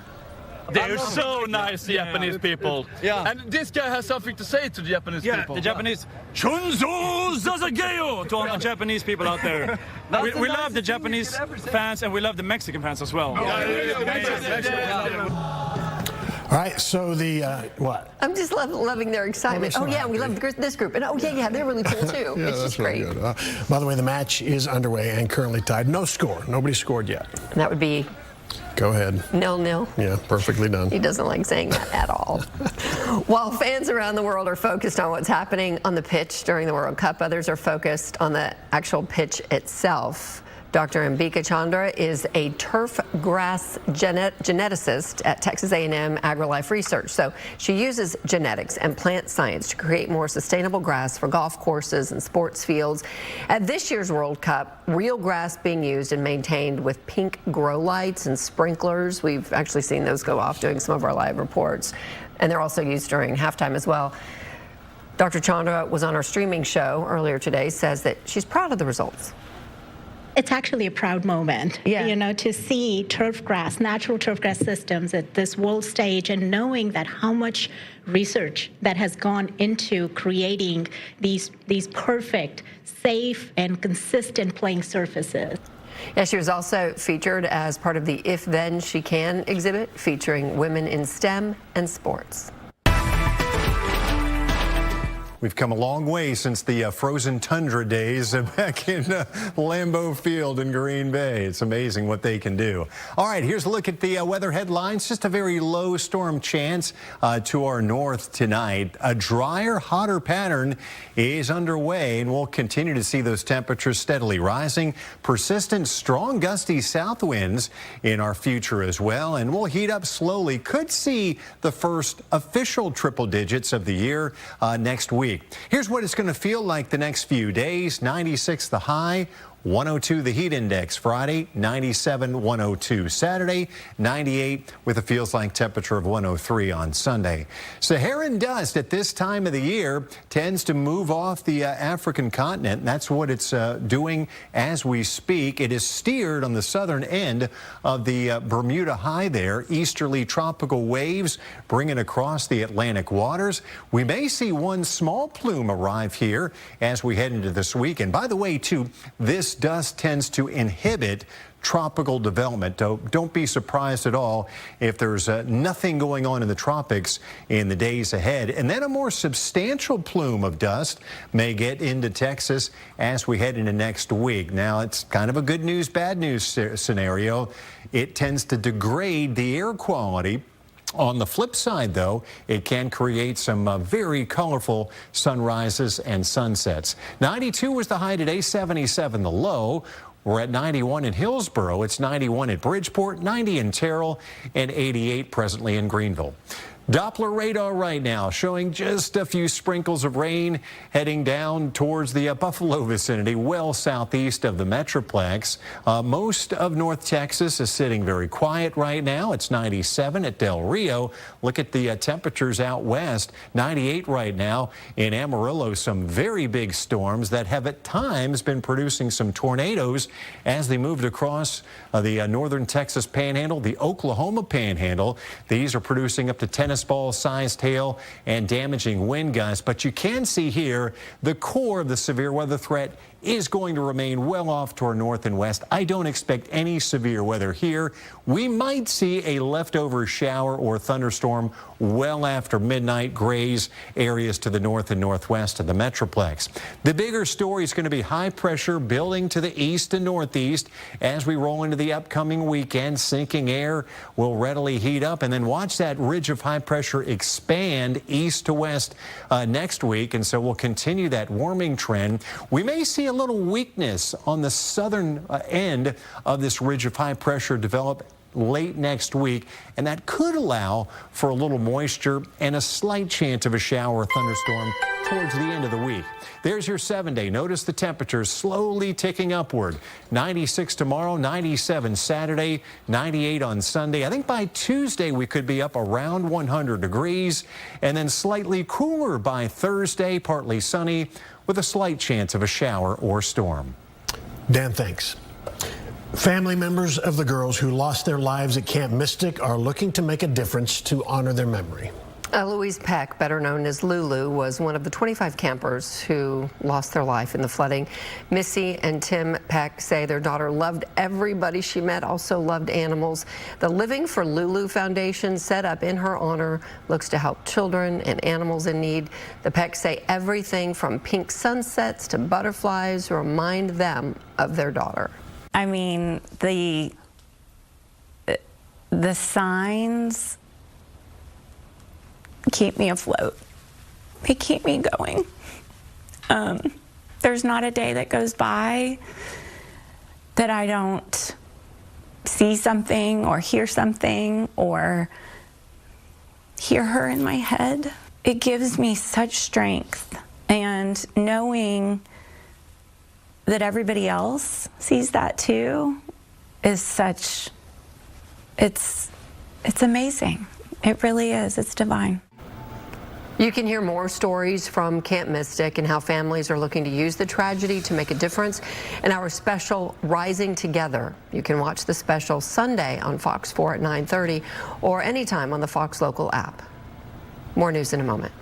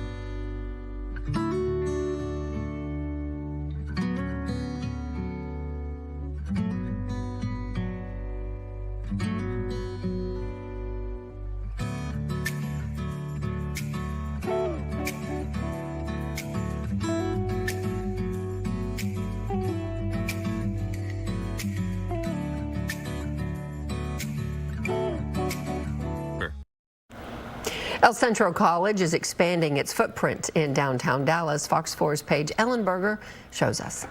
And it's an exciting move for the college as it looks to create a more walkable campus downtown. Construction will increase the size of El Centro from about 130 square feet to 800,000 square feet. And school officials say they're placing a focus on academic and student life. That means they're building a new welcome center, modern classrooms, better common areas, even a daycare and an early college high school. As crews work to design the new campus, they're prioritizing being near transit hubs to make it easier for students to get to school or internships.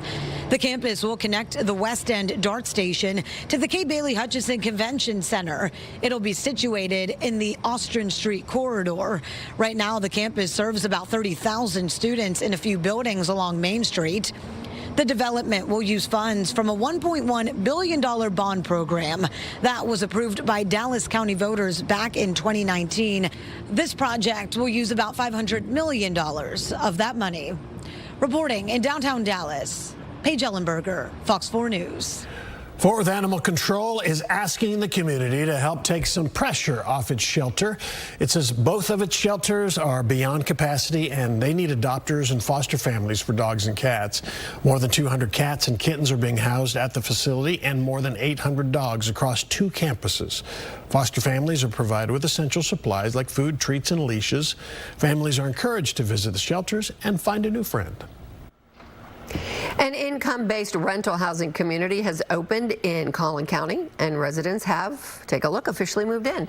So this comes 6 years of fundraising has been taking place, also planning for Jericho Village, which is located in Wiley. The community is an initiative by an organization called Agape to expand affordable housing opportunities. The first Jericho Village community includes 38 multi-family units, a community center, a community garden, outdoor living areas, and a playground as well. Stay with us, more in a moment.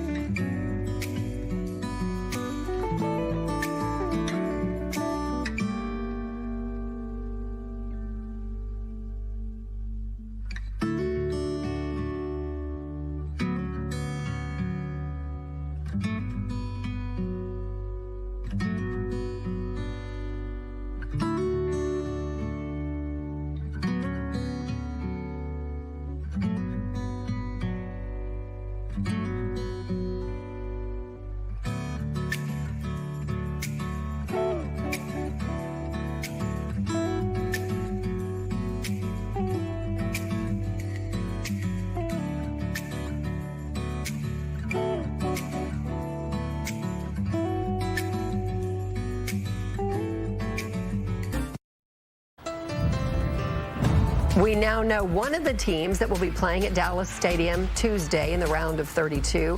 Ivory Coast makes it into the knockout round for the first time ever with a, this crazy win. The West African team, Curacao, will face either France, well, because they won, 2-0. So now the West African team is going to face either France or Norway in Arlington on June 30th. France and Norway play tomorrow to determine which team wins that group, and then the losing team will play in Arlington. The winners go to New Jersey. We're going to have more on the standings live on Fox 4 News tonight after the U.S.-Turkey A match. You are waiting for me to say it wrong. Turkey.